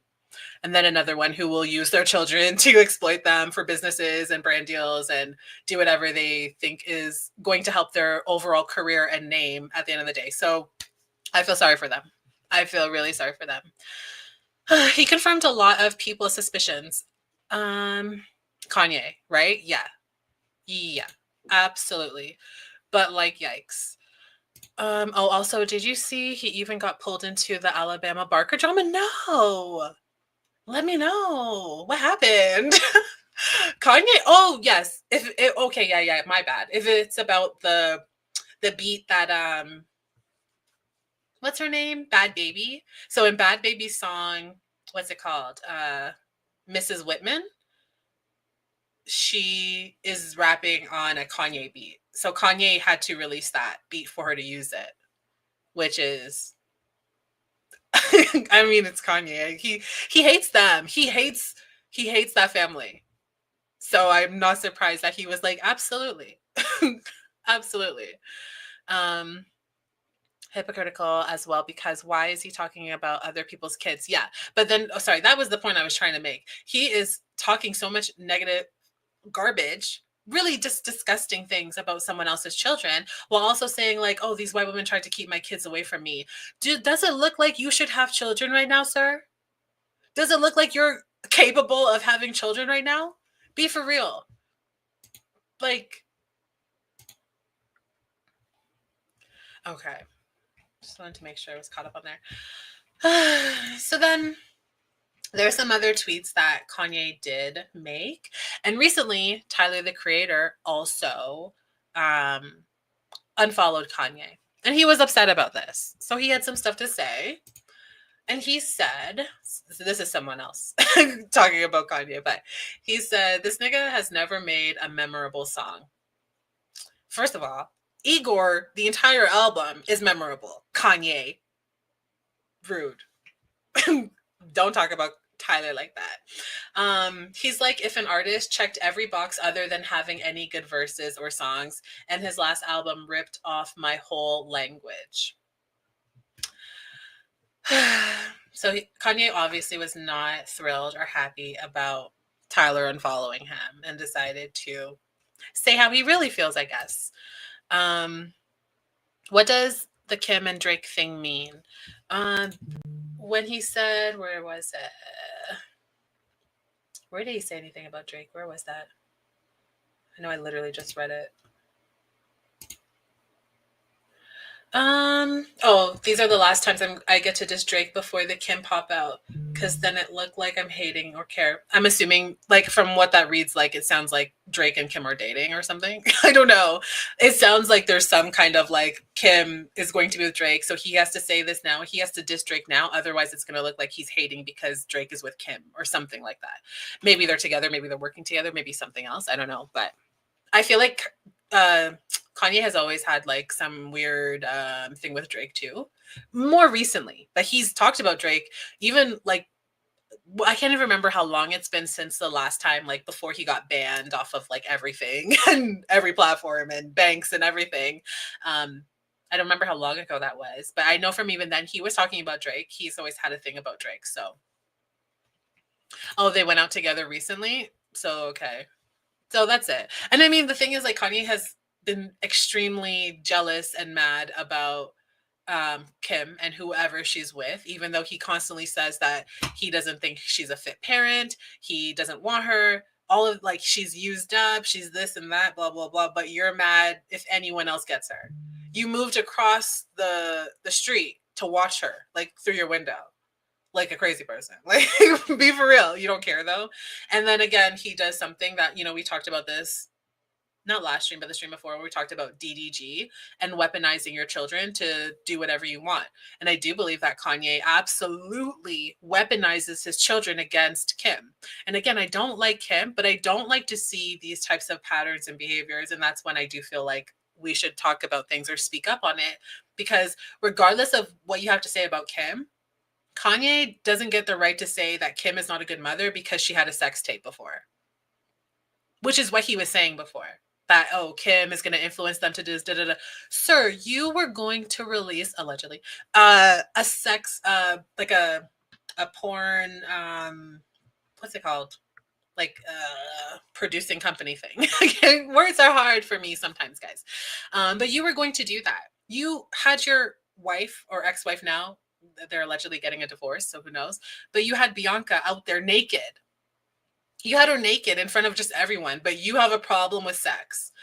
Let's also not forget the times that people have spoken out about Kanye and people that worked for companies like Adidas and other things that he worked on. They said that Kanye would force them to watch porn. He would just project porn on the screens and have people working as if that was normal. But he's looking at Kim like she's going to be a bad mom and she shouldn't be trusted with her own kids because she had a sex tape with Ray J. when she was like 20. Be for real. Even if she was doing porn every day, I still wouldn't think like, oh, well, that instantly makes her a bad mom. That's stupid. But he weaponizes that because he also knows that the people that follow him, they do think like this. They think that like, oh, like there are so many reasons that we can criticize Kim Kardashian and her sex tape is not even on the list. It's not even included in that. But they will literally use that over anything else that she's been involved in and be like, well, see, she's a whore, so she can't be a good mom, and she has girls. Oh my gosh, like I hate that. I hate it so much. I think there's always. Let me make this bigger. I think he's always suspected something happened between Drake and Kim, but Drake and Kanye used to be close, and again, like obviously, there's a lot of speculation and rumors out there, and Drake has been known to sleep with people that are very close to him, like their partners. Right? There was that rumor that he did that with Lil Wayne. And of course, with like the recent stuff coming out with the whole Kendrick and Drake beef, a lot of people have a lot of negative things to say about Drake and his treatment of them and other people. So I would not put it past them. And I have heard this years ago, before anything really happened, that Kim and Drake had stuff going on, but I wouldn't be surprised with these people. I feel like they all share everyone. Everyone shares everyone there. The wild part is I don't even know if Yaya knows Drake is Jewish. You don't think he knows that there's no way he doesn't know that he's Jewish. He's just hating for the love of the game. Bruh, if he doesn't know that Drake is Jewish, that is the funniest part. He just said, I just hate you to hate you. I don't care. But I feel like he has to know. I feel like Kanye be watching videos. I feel like Kanye goes on deep dives. But like not the good ones. He goes onto like the AI made deep dives that like get all the information wrong. And then he takes that information and he runs with it. Like he's reading blind items. Kanye's a fan. But good enough to have kids with. Right. She was good enough to have children with, and like 5. Don't they have like 4 or 5 kids? Good enough for that. And that happened way after the sex tape. He knew. And he was elevating Kim. Let's be for real. If it wasn't for Kanye, Kim would still be reality TV star. You think she'd be at the Met Gala? You think people would care about her fashion looks? No, Kanye put her in those types of rooms because Kanye was fashion. Kanye was it. And I think that they helped each other in different ways. But at the end of the day, like, that was someone that you chose to be with. And in reality, the only reason he got mad at her is because Kim stopped letting Kanye control her. In the beginning of their relationship, Kim would always talk about how Kanye saw her as a muse for her, and that he would just like throw away all of her items, all of her clothing, everything that made her her, and he would bring in new clothes, literally a whole wardrobe of new clothes, and then pick things out for her to wear. Kanye saw Kim as a doll, but then Kim got older and started having children and probably was just like, I want to do other stuff. Like, I'm tired. I'm tired of being your prop. I actually have things that I want to do, right? She wanted to build brands and all these other things and blah, blah, blah. And she's done that. But I don't think Kanye wanted someone like that. Kanye wanted a Bianca, right? Someone that's just going to be there. I'm just a doll. Put the clothes on me. Walk for me. Move my arms. Tell me what to do. Tell me what to say. He wanted to control that relationship. And when she no longer wanted to be controlled, he then turned on her and said, it's a you problem. It's because you're a whore and you're this and you're that. When it's really a him problem. Exactly, like, sir, you married her after the sex tape. He did. Yes, he is a huge porn addict. Yes, he is. He has a huge problem with it, and is projecting that on everyone else. Everyone else. It's actually kind of scary and sad. Him and Bianca, what kind of example does he set for his kids? And that was the funny thing, because around the time that Kanye was trying to, again, weaponize his own following to be against Kim Kardashian, a lot of those people were in the comments and harassing Kim and leaving comments and blah, blah, blah, saying all these things. Mind you, the next day, Bianca's out there on the boat with Kanye giving him head. And we can see his booty. I hated that photo. Every time I see Kanye's ass, I am so sad. I saw it the other day. I was very saddened. I was very hurt by it. Now I know how you guys feel when I show you things you don't want to see. Not going to stop, but I know how it feels. So, but I hate it. Like, be for real. He made that video with all those famous people in bed together. Yeah.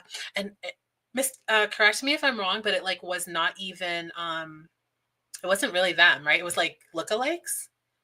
If I'm not mistaken, they were all naked and it was weird. It was very weird. I don't know. Maybe I'm wrong about that. Maybe it was really them. He said he loves Christ and thanks Christ for making porn. Okay. That reminds me, didn't he just change his Sunday service name to like nigga? Am I crazy, or did I not read that somewhere? I'm almost certain that he changed Sunday service to just like nigga. It might have been something else similar, but I was like, are you okay? He was shaming Kim when he was on his Jesus arc, yeah, but then paraded Bianca around like a living mannequin. Exactly, Andy. Exactly that. He literally flipped it.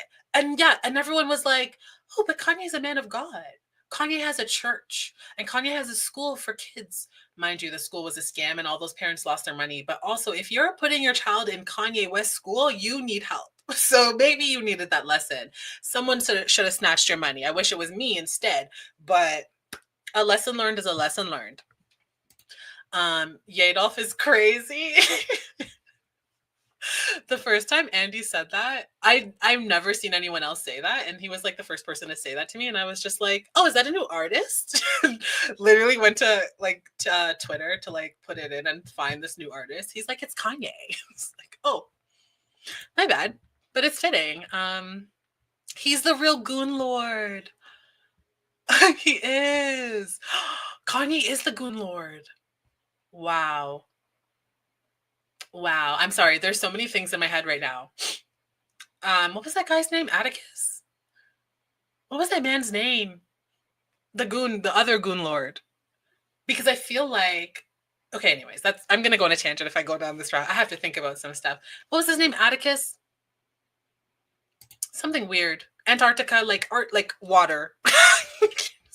Someone will know it. Wait, I got it. Yeah. Well, I mean, he has been backing Hitler a lot these days, so it is absolutely fitting. Did you ever hear the rumor that he was making her dress like Beyonce because he's always wanted to be with Beyonce? Yeah. Kanye has had an obsession with Beyonce from the time he was Kanye and she was Beyonce. Hello, let's not forget Beyonce's moment. Taylor Swift and Beyonce deserved this award, blah, blah, blah. his verse on what is that song called? You guys know? Someone help me. Was it Nautica? Thank you, Nautica. Water. Atticus. Don't make fun of me. I can only think about one topic at a time, and my brain also does not want to think about one topic at a time. It wants to think about everything at the same time. Drunken Love. His verse on Drunken Love was basically like, I want to fuck you. Like every single time I hear it, I'm like, if I'm Jay-Z, I'm uncomfortable.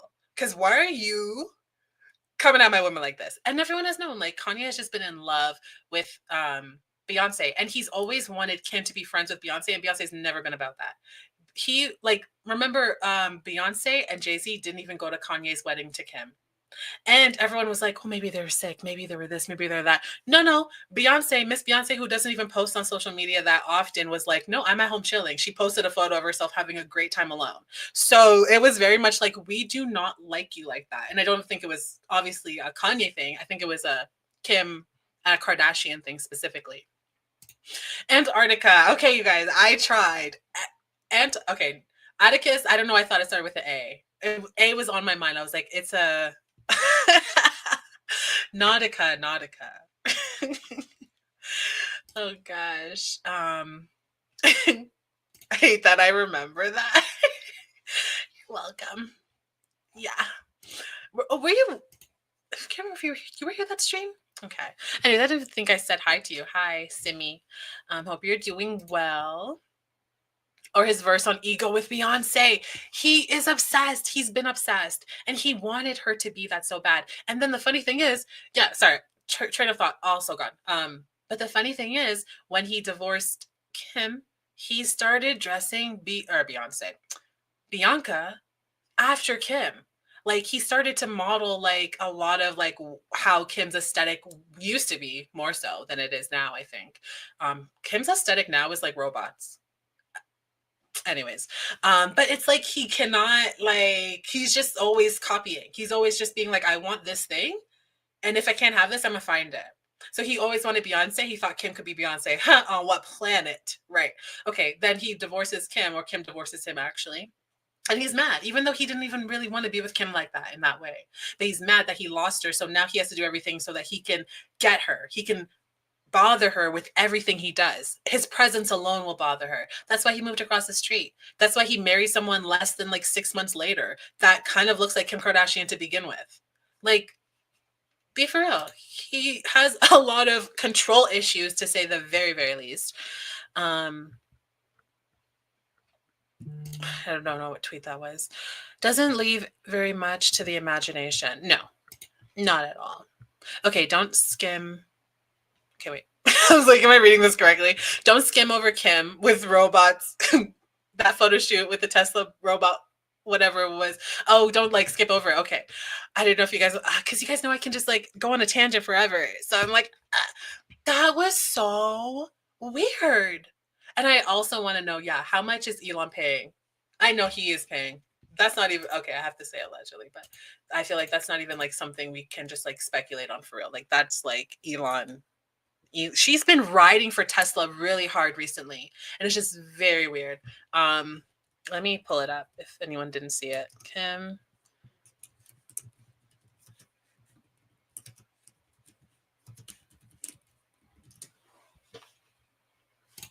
Oh, not me pressing a whole other button by accident.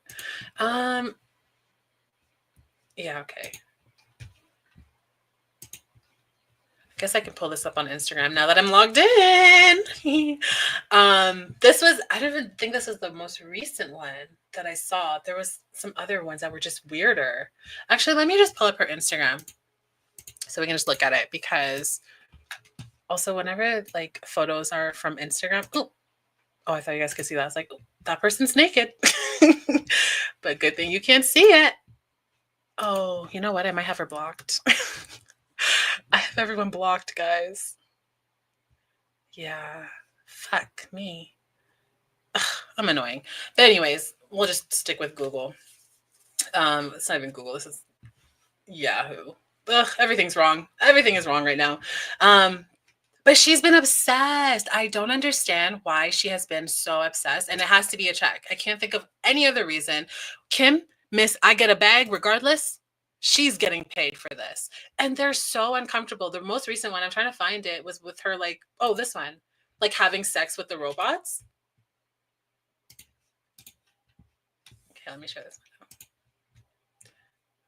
one. It's kind of blurry, but this is her laid up with like the Tesla robot with her whole ass out. And this is them living their life. And I'm like, girl, what is wrong with you? Is there anything you won't do for some money? Like, I'm actually afraid. um Great to be here. Oh, I'm glad you're here too. Has to be for a paycheck. I can't think of anything else. Imagine Kim has Elon's baby. Maybe she's next. You know, he wants to create a legacy. Well, what was the words he said in those text messages exactly? I can't remember, but he's obsessed. He wants to just impregnate everyone he can. It is very gross.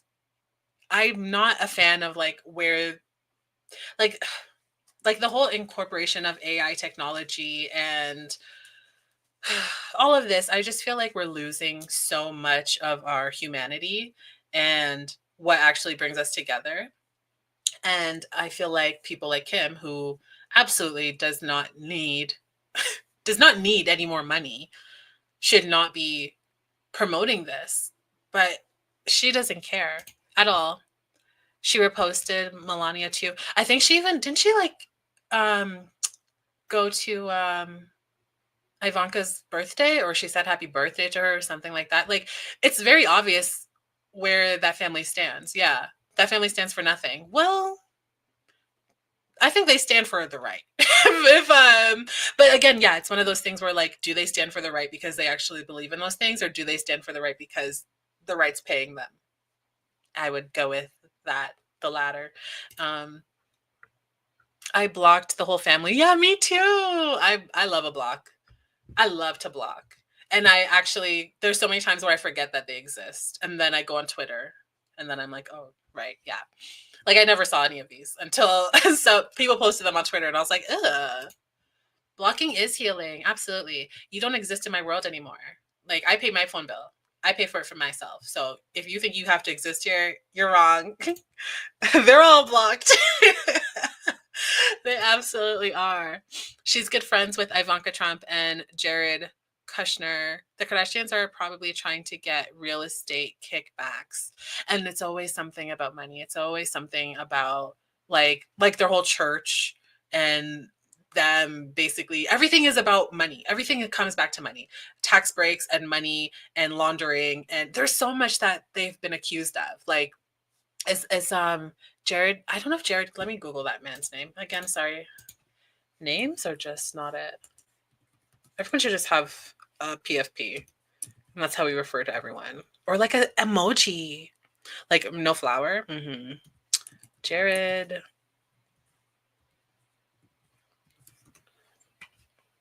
Okay, it's not who I'm thinking of. There's this other guy. Oh my gosh, I'm never going to remember his name.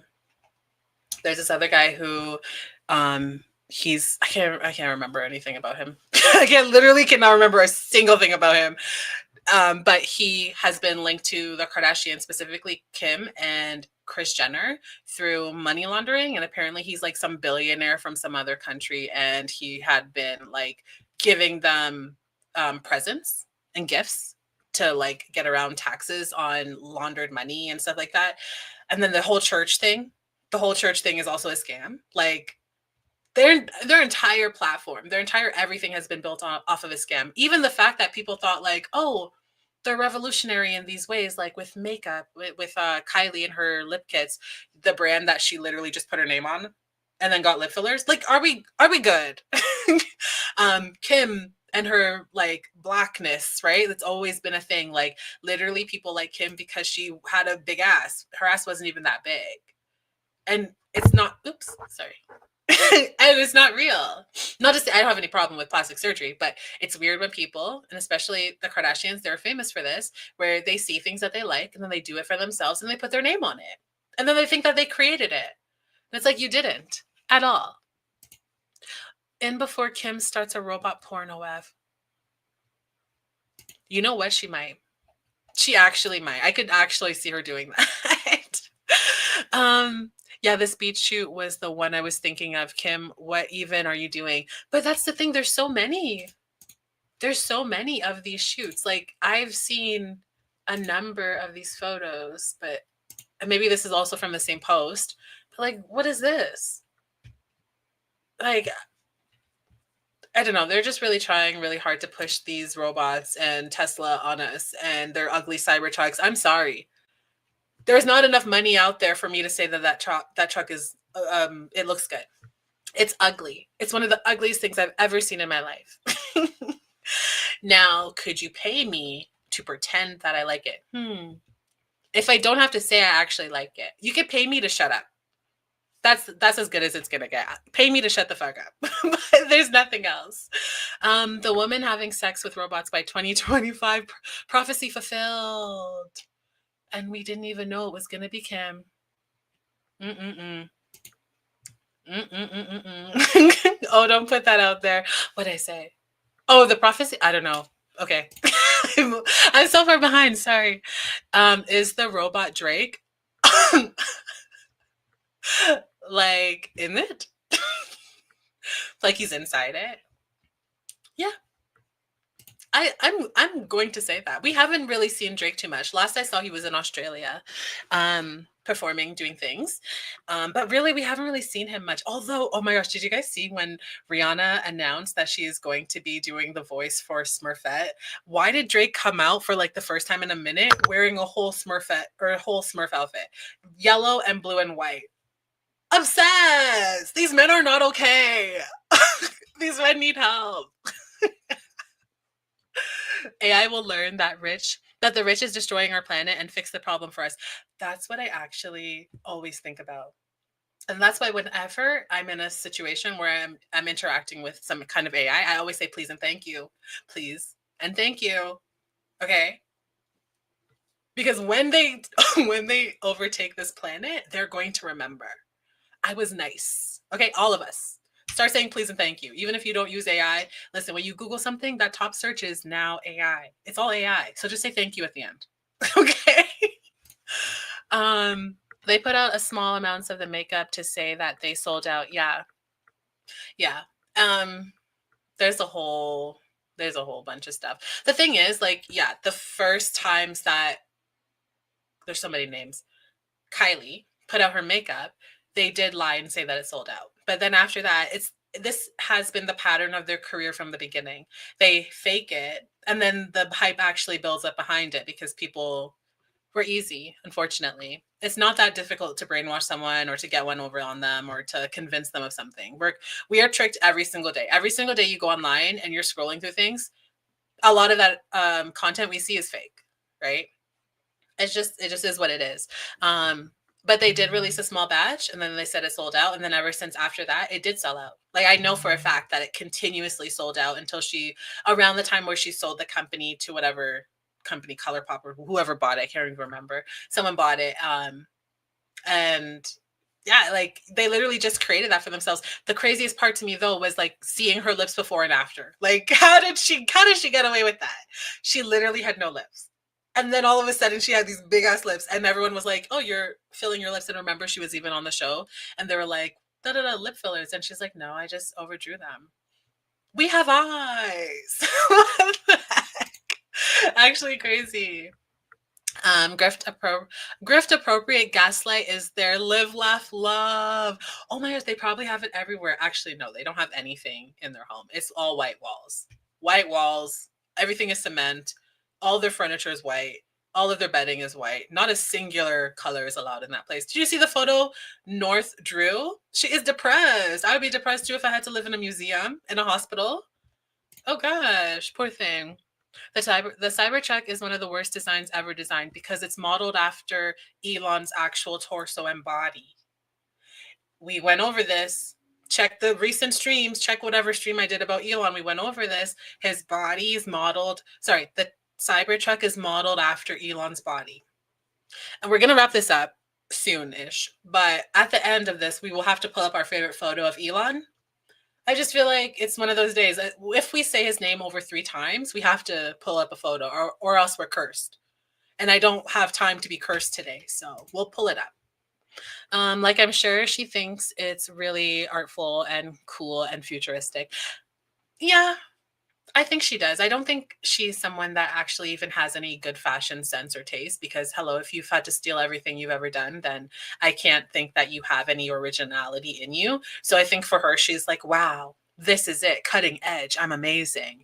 And it's like, no, no, we just, we actually think you're insane. She better not fall out of favor with Elon. That'll be ugly. I think that'd be very ugly, not even just for her, but her entire family. Mostly Kris Jenner. Because I still believe that Kris Jenner is the puppeteer of everything. That woman, and she had been conditioned to be the person that she is from her own family. When I researched Kris Jenner and saw that like her family was pushing her out of the house from the age of 16 to marry men that were in their 30s, 40s, and 50s. Okay, this woman has been trained from a young age to be how she is, but she's monetized it beyond belief. She's built the biggest platform, the biggest name for herself because of that. Um, it's a mess. It's a mess. But you know, I am excited for the day that people start turning on each other. Not us normal people. Let's not turn on each other.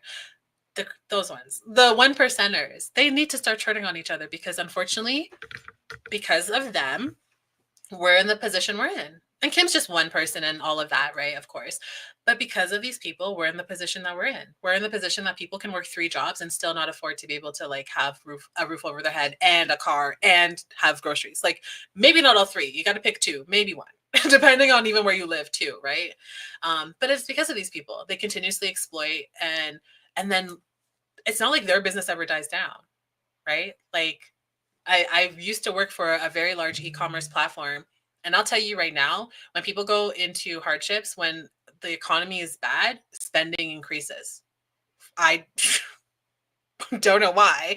And I don't know if this has always been a thing, but from working there, I was like, interesting that the biggest year we had, not only in sales and clients coming in, was 2020. Like, okay. Hi, Bridget. How are you? Bridget Muno, I love the last name. We're related, I guess.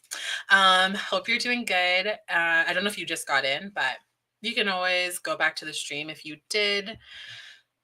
But glad you're here. I live in Denver and I see them all the time. It's like, what were you guys thinking, LMAO?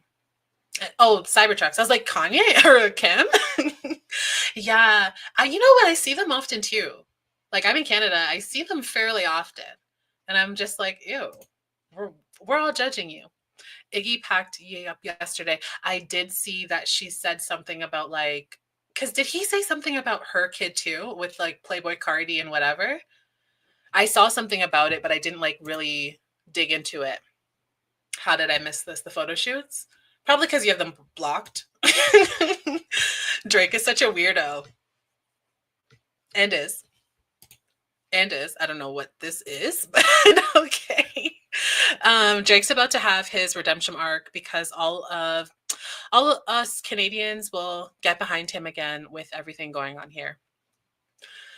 And you know what? I've already gotten some like feedback, lashings, I don't know, like criticism, I guess, from people I know, like not like anything serious, but like I've made a few statuses here and there about Drake. And really it's just like pointing out patterns that I'm recognizing and seeing.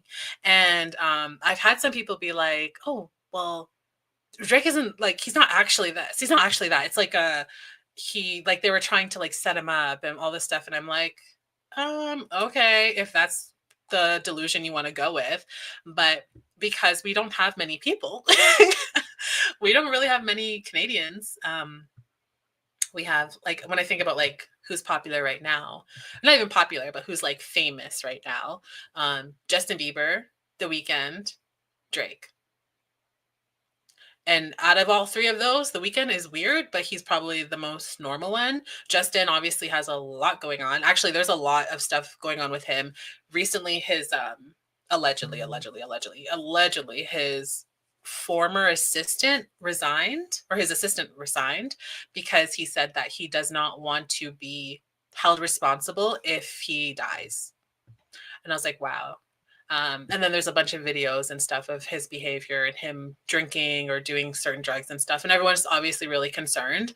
And I do think that like Justin needs so much help. He needs a lot of help. I do feel bad for him with everything he's been through. And I'm sure the Diddy stuff is not helping his situation right now. And he just had a baby. Like there's a lot of things going on. He needs to stop talking about people's kids, and that's like really it. He needs to shut up. I want him to shut up in general, but I don't know what you're sharing, Andy. I can't see any of I can't click on them or see them on my end, so I don't know. But he like yeah, I would like for him to shut up in general, but if he could at the very least just stop talking about people's children. Those tweets were some of the most disgusting things I've seen. Because at least the other stuff is like it's so easy to be like Kanye, like ignore him. There's so many times where I thought to bring him up in stream before. And I think even like in my second stream ever, I was going to do a Kanye thing and I ran out of time. And I was like, it's probably for the best because I don't really like to talk about him.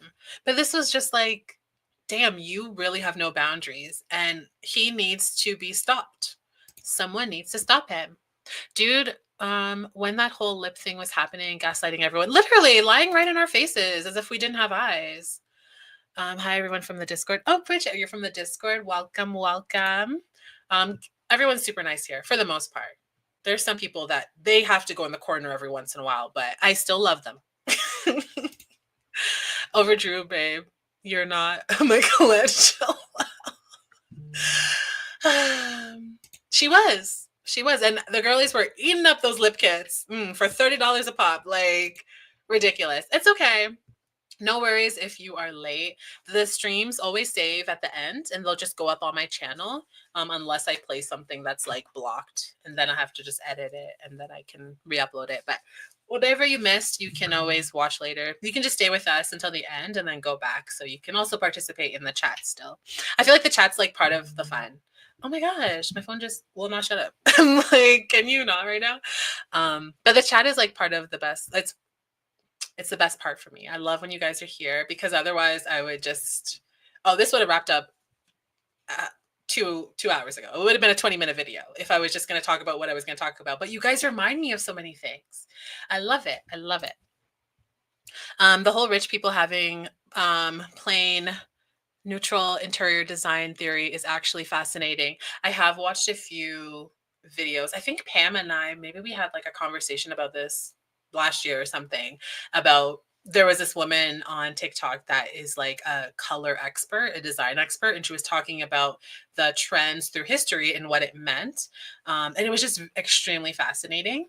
And they talked about Kim and like her obsession with white and all of that and how it does show like it does relate to the times that we're in some kind of, I don't know. I have to find the video. It was actually one of the most fascinating things I had seen. And I do agree, like it's weird though. It's very weird. I feel mostly sorry for the children. Like you have how many kids living in this museum?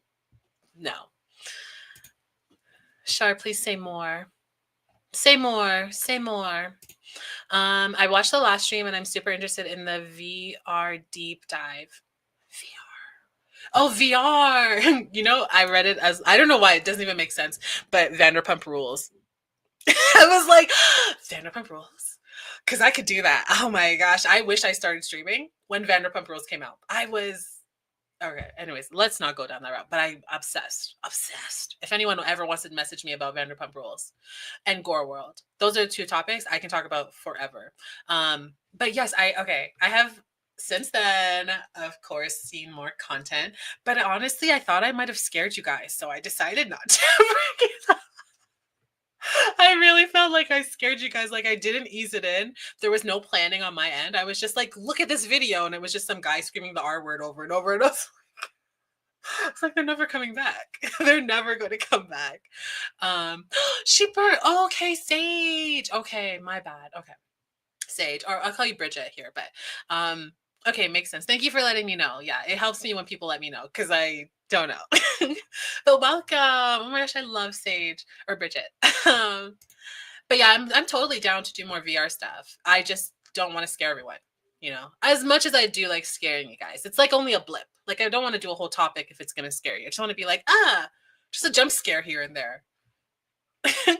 Yeah, I saw the Playboy Cardi thing, but I don't care about him either. So I was like, meh.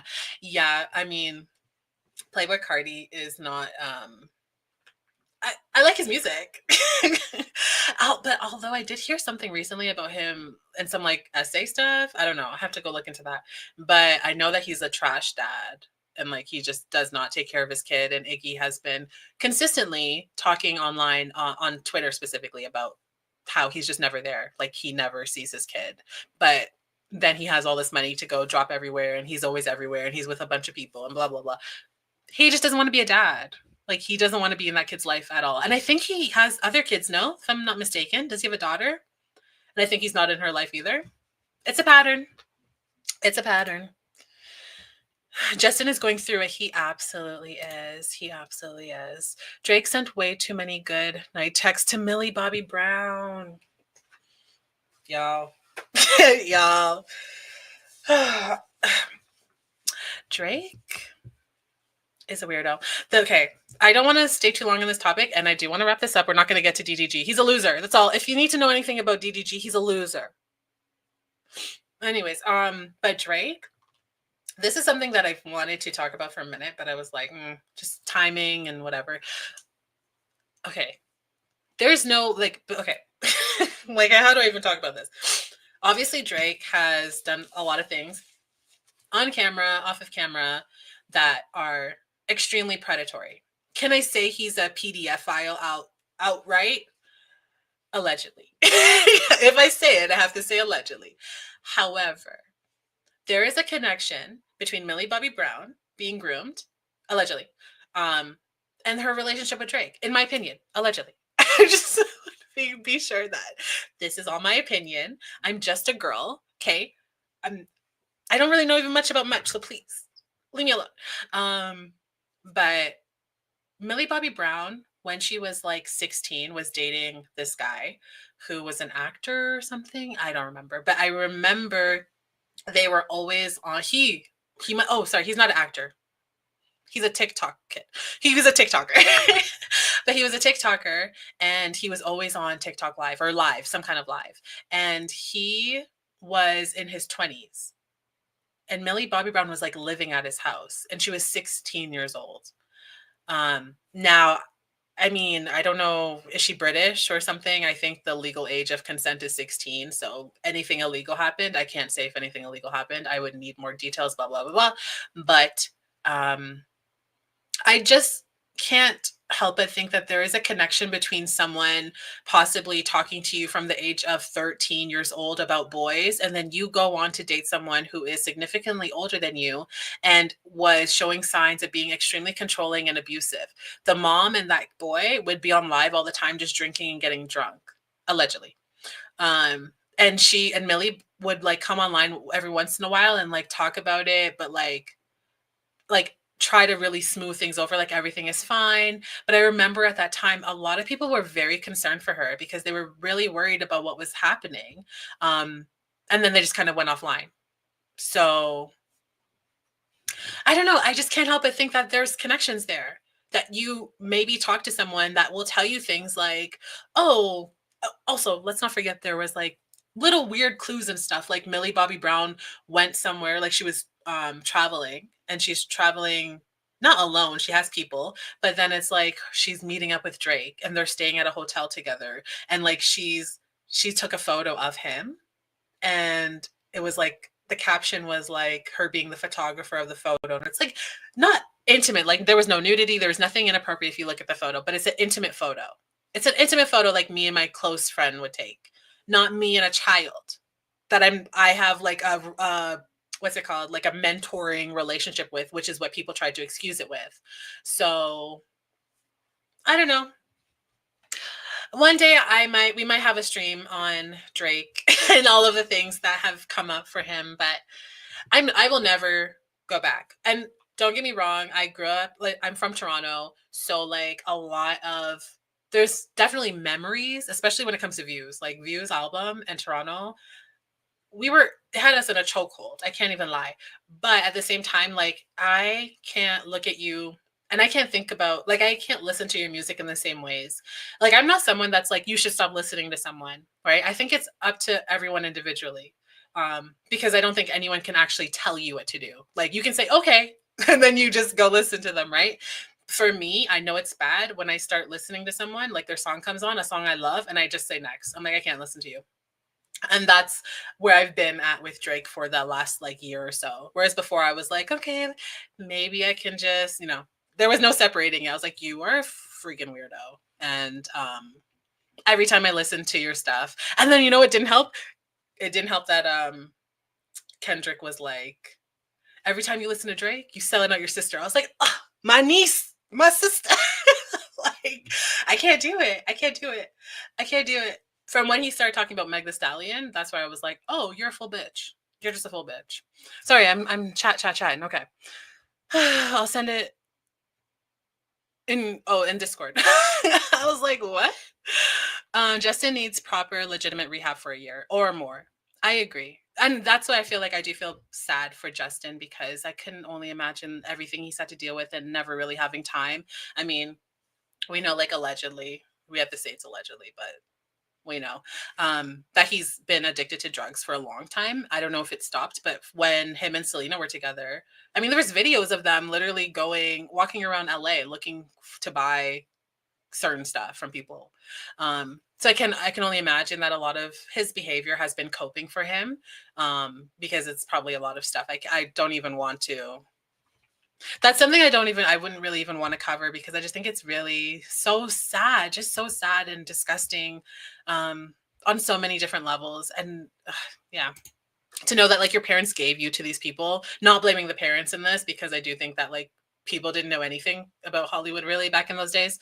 And it was just like, oh, my kid's gonna be famous. Yay. And that's how we got like the Nickelodeon stuff with Dan Schneider and all of that too, because parents just thought they were like, oh, like, either we're on the fast track now, we're on the easy lane. My kid's got a job, they're secured, or it's like, this is their dream and I want to support them. And I think that's really difficult either way. No, the VR people. Okay, yes. I will definitely. The Phantom Touch thing was wild. Absolutely wild. Like, I can't get over it. Actually, I accidentally joined that person's Instagram account that we were looking at. I accidentally joined their Discord, and then I started getting all these DMs, and I was like, oh, I gotta go. There's some weird shit going on over there. I was like, this is the VR people, definitely. Are they doing a completely new cast for VR? Yes. And that's why I don't watch it anymore. I'm not going to watch it anymore if it does come back, because they already tried to do a new cast in season, like, what? I don't remember what season that was. 11? No, I don't remember. I don't even think it's been on 11 years. I can't remember what season that was. 8? Whatever. They tried to do a new cast and then no one liked it. That was the worst season they had. We don't want new people. I want the same people.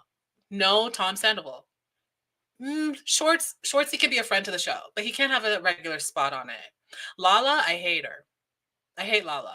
I don't want to see her child. Sorry. The VR headset people in the cat rooms, I mean, LOL, I have so many thoughts. But those people who got really defensive about came off like cheaters. Oop. Yeah, because I think they're like role-playing. I think they're all role playing in there. Like, I wanted to show you guys that last time. I wanted to show you a video, but I wasn't logged in, so I couldn't pull it up. But there was a video of like the guy, I think I told you, like the dad and the kids. And I was like, there's absolutely no way that your whole entire family has VR sets and you're all on this thing being weirdos. Like, it has to just be a cosplay, role play, weird thing. Yeah. I mean, chat rooms, VR. Yeah. Yeah. That guy was losing his shit. He was. So if you guys tell me that you guys aren't afraid, we can definitely go further down that rabbit hole. That would make me so happy, in all honesty, because I was a little afraid too. I'm not gonna lie, but I think especially if you've grown up in forums and chat rooms, it's like it's so nostalgic in a way. There's so much nostalgia. When I watch those videos, I literally feel like it's like 2010 and I'm on like IMVU. like that's how I feel. People were that crazy then too, but it wasn't as open of a world as it is now. And people weren't like living in it, like being like, oh, I've been here for 6 months. Like, what? Go outside, touch some grass. um, yeah. I don't the thing is like I've stopped trying to like push my thoughts and feelings onto everyone. I want people to get to where they are through their own means because I just feel like it's one of those things that can get so performative where people are like, "Oh, I don't do this." And then they do. Or they're like, I'm boycotting McDonald's. And then they eat it. You know what I mean? Like, it's just so easy for those lines to get crossed. So, in the recent year or so, I've just been like, I'm not going to say anything because I don't trust people. I don't believe people. I think people just lie just to put on a performance. So, I'm not listening to that man no more. We be moving on. I'd be curious for an update on that too. Oh, the VR. Okay. Okay. Yeah, someone said something about wanting to hear Drake at the bar club the other night, and I tried my hardest not to cringe. Yeah, and I think it's like that. Like, I'm definitely going to like be like, really? Like, it's like someone, and this happens a lot still, especially a lot of Black people cannot get over R. Kelly. And they're like, we can't listen to, what's that song called? Ignition? We can't listen to the Ignition remix? When's the last time you listened to the Ignition remix? Do you need this in your life? Is this something that's like so near and dear to you that you're like, what, we have to just throw away all these classics? And maybe it's not fair for me to say because I'm not in that generation that like grew up with R. Kelly. But it's like, yeah, someone said to me like, we can't listen to, I don't know, the whole Views album. That's fine. It's already gone out of the play. So it's not a big deal. But at the same time, like, I don't know. People are just, that's what I'm saying. People are just so specific when it comes to like how they relate and connect to music. And music is such a deep connection for so many people that I'm like, people are gonna lie. They're gonna lie. Just do whatever you want. As Yaya said, we're all doing our best with what we are given. Who's raindrops? Drop top. Should I start doing spoken poetry to Migos? As Raindrop. Raindrop is also my name. I will use it in the spoken word. I've never been a huge Drake fan, so it's never really been a loss for me. I was a Degrassi stan, though. Yeah, and I think that's also it too. Like, not we all, but like I know for myself and like my group of friends and people that grew up. I mean, not even people that just grew up with me because it's like Degrassi is generational, right? But Drake is obviously from the next generation. I think it is Degrassi, the next generation, and I was obsessed. Not even with Drake. I was like not even a big fan of his. What's that guy's name? Oh my gosh, remember how Drake dated Ashley? Drake and Ashley were a thing, and then Ashley started dating that other guy, Trevor, something like that. Anyways, that I was like, oh, that one. But yeah, I love Degrassi. Oh my gosh, Degrassi had some of the best episodes, some of the best like topics that they would talk about. Like they were never afraid to go there, to say the things that other shows were afraid to say, and that's probably one of our biggest contributions to America. Degrassi, because every single American I know is like, oh, I love Degrassi, and I'm like, y'all had that. Defending the recovering Drake fans. Yeah, they just need some time. They need some time. I think they'll get there. Hopefully, I don't know. I think okay. The thing is, I think if he never has anything actually happen from this, like there's no charges, there's no arrest, there's nothing that's like legal, people will still just continue to make excuses because that's how people are. Like there's people we know are guilty of things and they're like, yeah, but they said he's innocent. Like, okay, and they also say people that aren't innocent, or sorry, that are innocent are guilty. So like, why is that a thing? Anyways, but I def have artists where I can't listen to them anymore because of what they've done. Yeah, and Kanye is probably the biggest one. It really does make me sad. I used to love listening to Kanye West. I'm actually even more of a Kanye West fan than a Drake fan, right? Not now, but then. I envy you. I envy you. Not I envy you. Y'all didn't go on IMVU? Listen, I used to be a hustler back in the day. I was on those games making clothes and selling them. And then they would pay me. I would like exchange the coins in the game to like PayPal and I would get money. Bruh, that was probably my first real job. And then I worked at Starbucks. But I was about it. But yeah, with the Kanye stuff, like I'm really saddened that this is the outcome. And you know what? We're seeing more and more. I think honestly, I hate to say it. I hate to say it. But I think Nicki Minaj is also going to be one of those people. It's not there yet, but I feel like she's going to be one of those people. Um, I don't know what's wrong with these people. It's like, why can't you just shut up? Let your legacy be your legacy. Let us listen to the things we want to listen to without you being there to constantly remind us why you're trash. Like if they just shut up and didn't say anything, we could have the greats. We can listen to everything that we like to listen to. But no, you have to be rich and you have to not shut up. Pick a struggle. I'm the same for Chris Brown. Like, ew, no thanks. Yeah.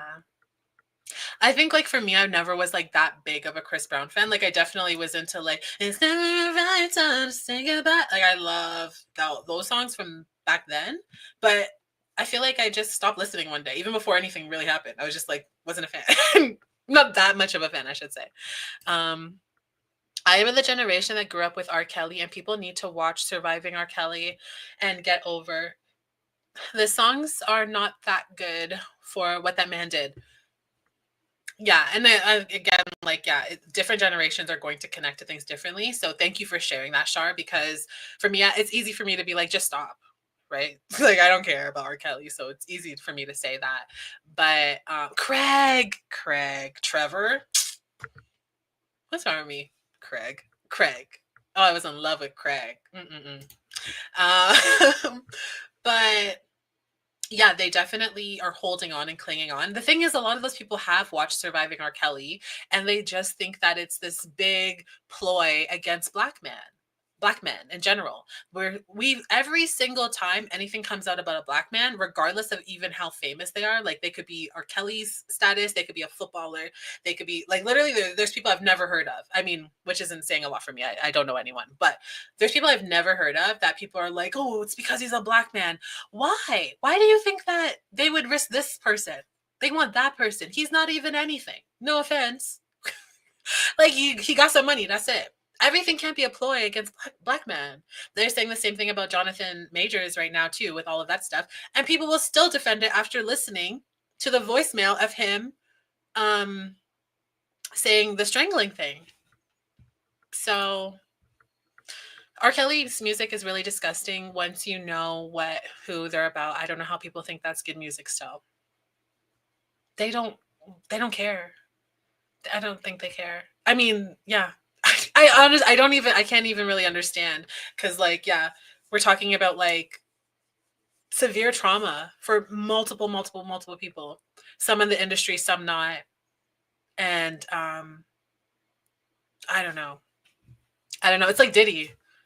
Like I mean, I don't even think Diddy was all that great of an artist to begin with. So maybe that's why we don't really see a lot of people shooting and riding for him.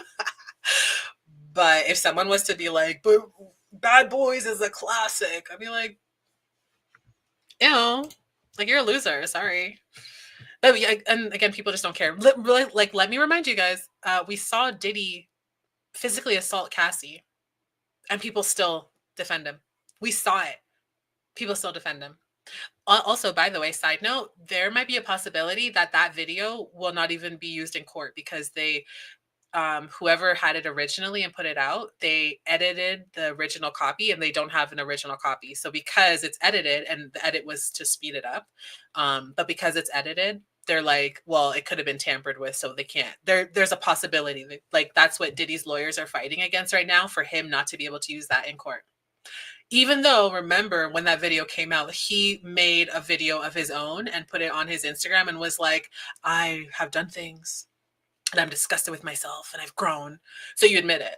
So you admit that you hit Cassie. So why do we even need a video? He admitted it. But then this is why I always have my issues with the justice system, because it's like the courts and like all of that. And again, like I've always wanted to be a lawyer, blah, blah, blah. But I recognize how horrible it is that you can literally just have a good lawyer that's able to fight to not get specific evidence included in your trial.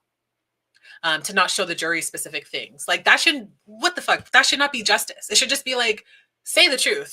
Like, give me all the evidence. There shouldn't be loopholes about these things, but there are. And there always is. Oh, Craig.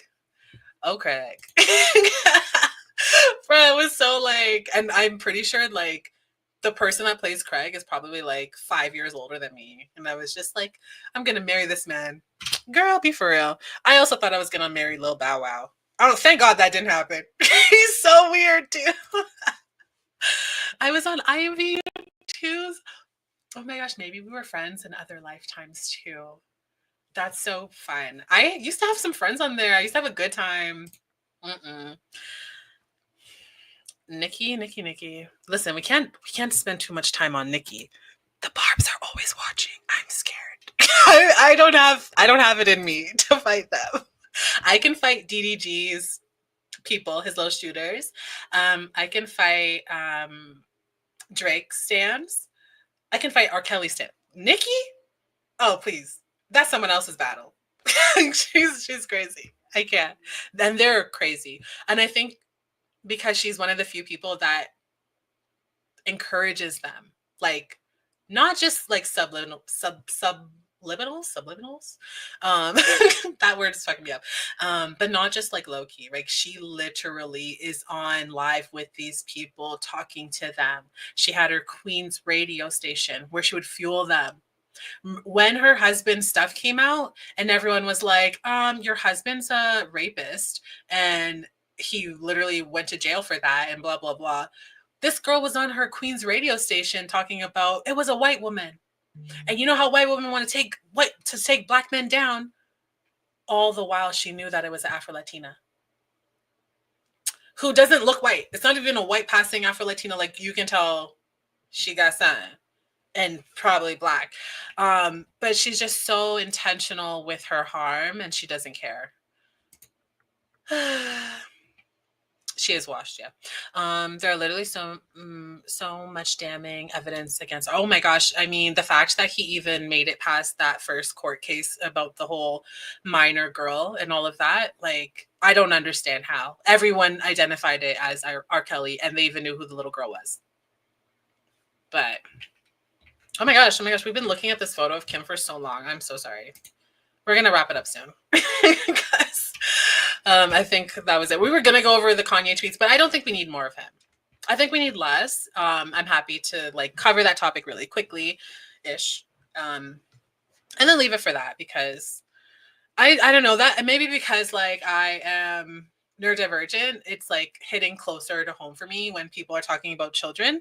And I just feel like people have the right to privacy about their own lives. And especially when we're talking about children, this is not like, I don't know, someone is like hiding that they moved or like they're hiding that they're getting divorced, or like this is a whole person's life that is just beginning. And yes, those children will have more than all of us put together. Let's be real.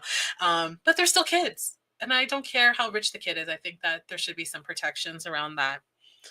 Oh my gosh. Okay. Tory Lanez. Oh, first of all, we're not even including him in being Canadian, but he is, unfortunately. When I tell you, that's another conversation. There's something wrong with men from Toronto. There's something wrong with them. If a Toronto man's ever comes to talk to you, and I talk about this in my story, I've talked about this multiple times in my story, but there is something different about Toronto mans. And it doesn't mean they have to be from Toronto.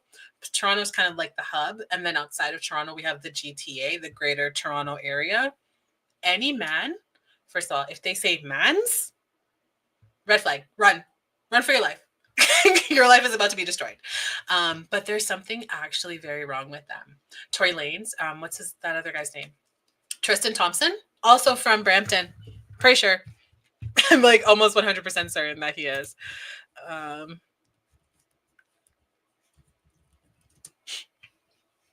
there's other people. There's more of them.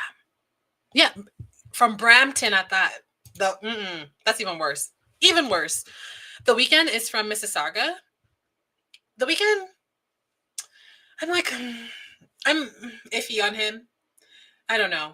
There's something about him where I'm like, but I don't know. I also, maybe I'm just salty because I wish that The Weeknd had stayed to making like R&B music and not pop music. I hate anything new of The Weeknd. And when I say new, I mean like, his entire career outside of like House of Balloons and the trilogy and stuff like that. Like, No. Okay, sorry. I did want to say about Tory Lanez. Did you guys see the stuff with Doechii? Okay, so Doechii, she was on it wasn't Hot Ones, but it was like some kind of show that was sponsored by Hot Ones, right? So they're like, it's her and this other woman, I don't even know who she is, but they were asking each other questions back and forth, and the other lady asked Doechii, like, what's the biggest red flag in dating? And Doechii said, being a straight man, right? Mind you, Doechii is bi and she's dating a woman right now. So she's also shared that she's had a lot of trauma when it comes to straight men, especially her, maybe, I don't know if it's her last serious relationship with a man, but one of her more public relationships, like around that, before she got famous, with a man that was just horrible. They're very abusive to her.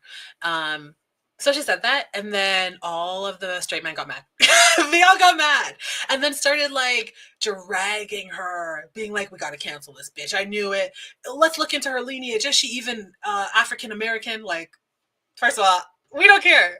I don't care where Doechii's from. I don't care if she said that she was African American, and she's not. I really don't care. I love her. Okay, we're gonna listen regardless. So it is what it is. But so they all proved her right by saying that they're a red flag, because why are you acting like that? Why are you all of a sudden being violent and aggressive because someone said that being a straight man is a red flag?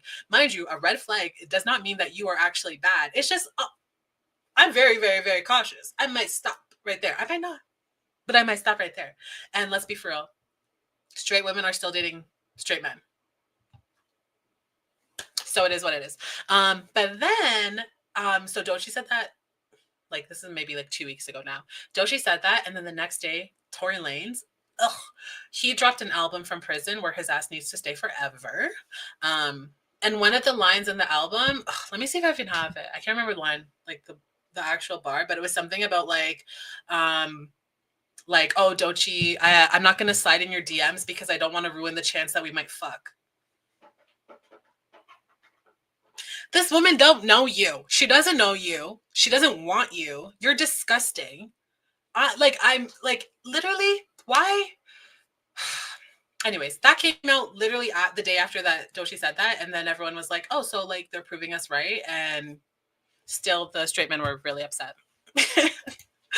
We're gonna get through these comments and then we're gonna wrap it up because I need to eat some food.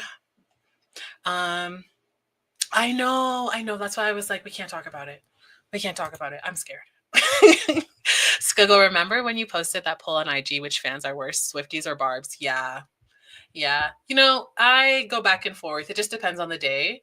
I think Swifties have a better understanding of like what they can and cannot say publicly.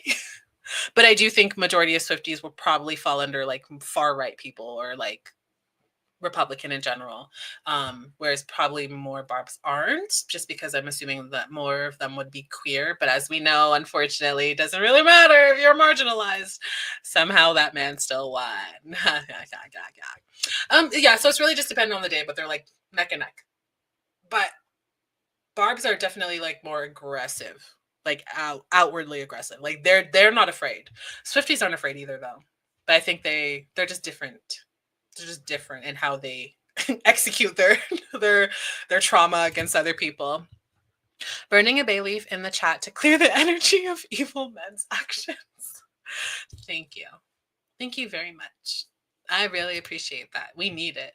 The Weeknd is number one. Chrono Man's is Chrono Man's. My heart. I can't. I do. Like, the thing is, I used to love The Weeknd. I'm not a fan of pop music. Ugh. I want R&B to be R&B. Bring back real R&B. I think The Weeknd is from Scarborough, but could be wrong. Is he? I thought he was from Mississauga, but yeah, he could be from Scarborough now that I'm thinking about it. He might be from Scarborough. Scarborough. Or is that The Idol? Was that it? Was it The Idol? With that girl, the white girl with the blondish hair? She's the daughter of someone. Is that what I'm thinking about? Saga Sweeter Mans. Yay! I had to. Why do men? And we'll have to leave it on that. Why do men?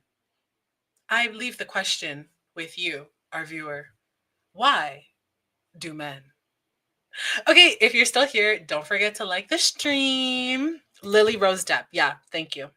You see, I don't need to know people's names, guys, because you all know their names. I just describe them. And you're like, this person, this word, this song. Like, you're actually like what I've been missing in my brain my entire life. So I appreciate it. And like the stream on your way out. Leave a comment. Don't go anywhere. Stop. Leave a comment right now, because last time I told y'all to leave a comment and there was only 2 comments with what I said. I said leave a rabies comment. I said leave rabies and an emoji. There was only 2 rabies and emoji. You have to leave it after the live finishes. Okay. Okay. So today's comment will be, what did we talk about? Let's do, a robot. Oh, and feet. You can do a robot or feet. Depends on what you want. A robot, obviously, for Tesla. Ew. And then feet for Elon's feet. Oh, we didn't even look at it. I'll save it for you guys for next time. I'm tired. But they look like this. If anyone was wondering, his feet look like this. They go in. No, sorry. They go like this. My bad. They're like this. His feet are like this. In case you were wondering. But, ew, feet. Thank you. You did. Yes. The rest of you did not. So I expect to see a robot or feet in the comment section and your other favorite emoji, whatever you want. Okay. I love you guys, and I will probably be back on Friday. Oh, also tomorrow is Thursday. We'll be in the Discord watching Gypsy Rose and Octomom. So if you want to come, we'll probably start around 9:30ish. I know it's late, but actually, do we need to start that late? I have to go over it with Andy and stuff, but we'll talk. And I'll let you guys know. I'll post it in my story, and I'll also post it in Discord. But if you want to watch with us, we will be there. And then we'll probably watch if we have time. I mean, we always have time after, but we'll probably watch like the War of Roses show, which I'm obsessed with it. And just other things we find, and then you're free to go as you please. You don't have to stay the whole time. But thank you guys for coming. I will see you on Friday or tomorrow if you're going to be in Discord, and Friday if you're not. And I hope you enjoy the rest of your week. Happy hump day. Bye.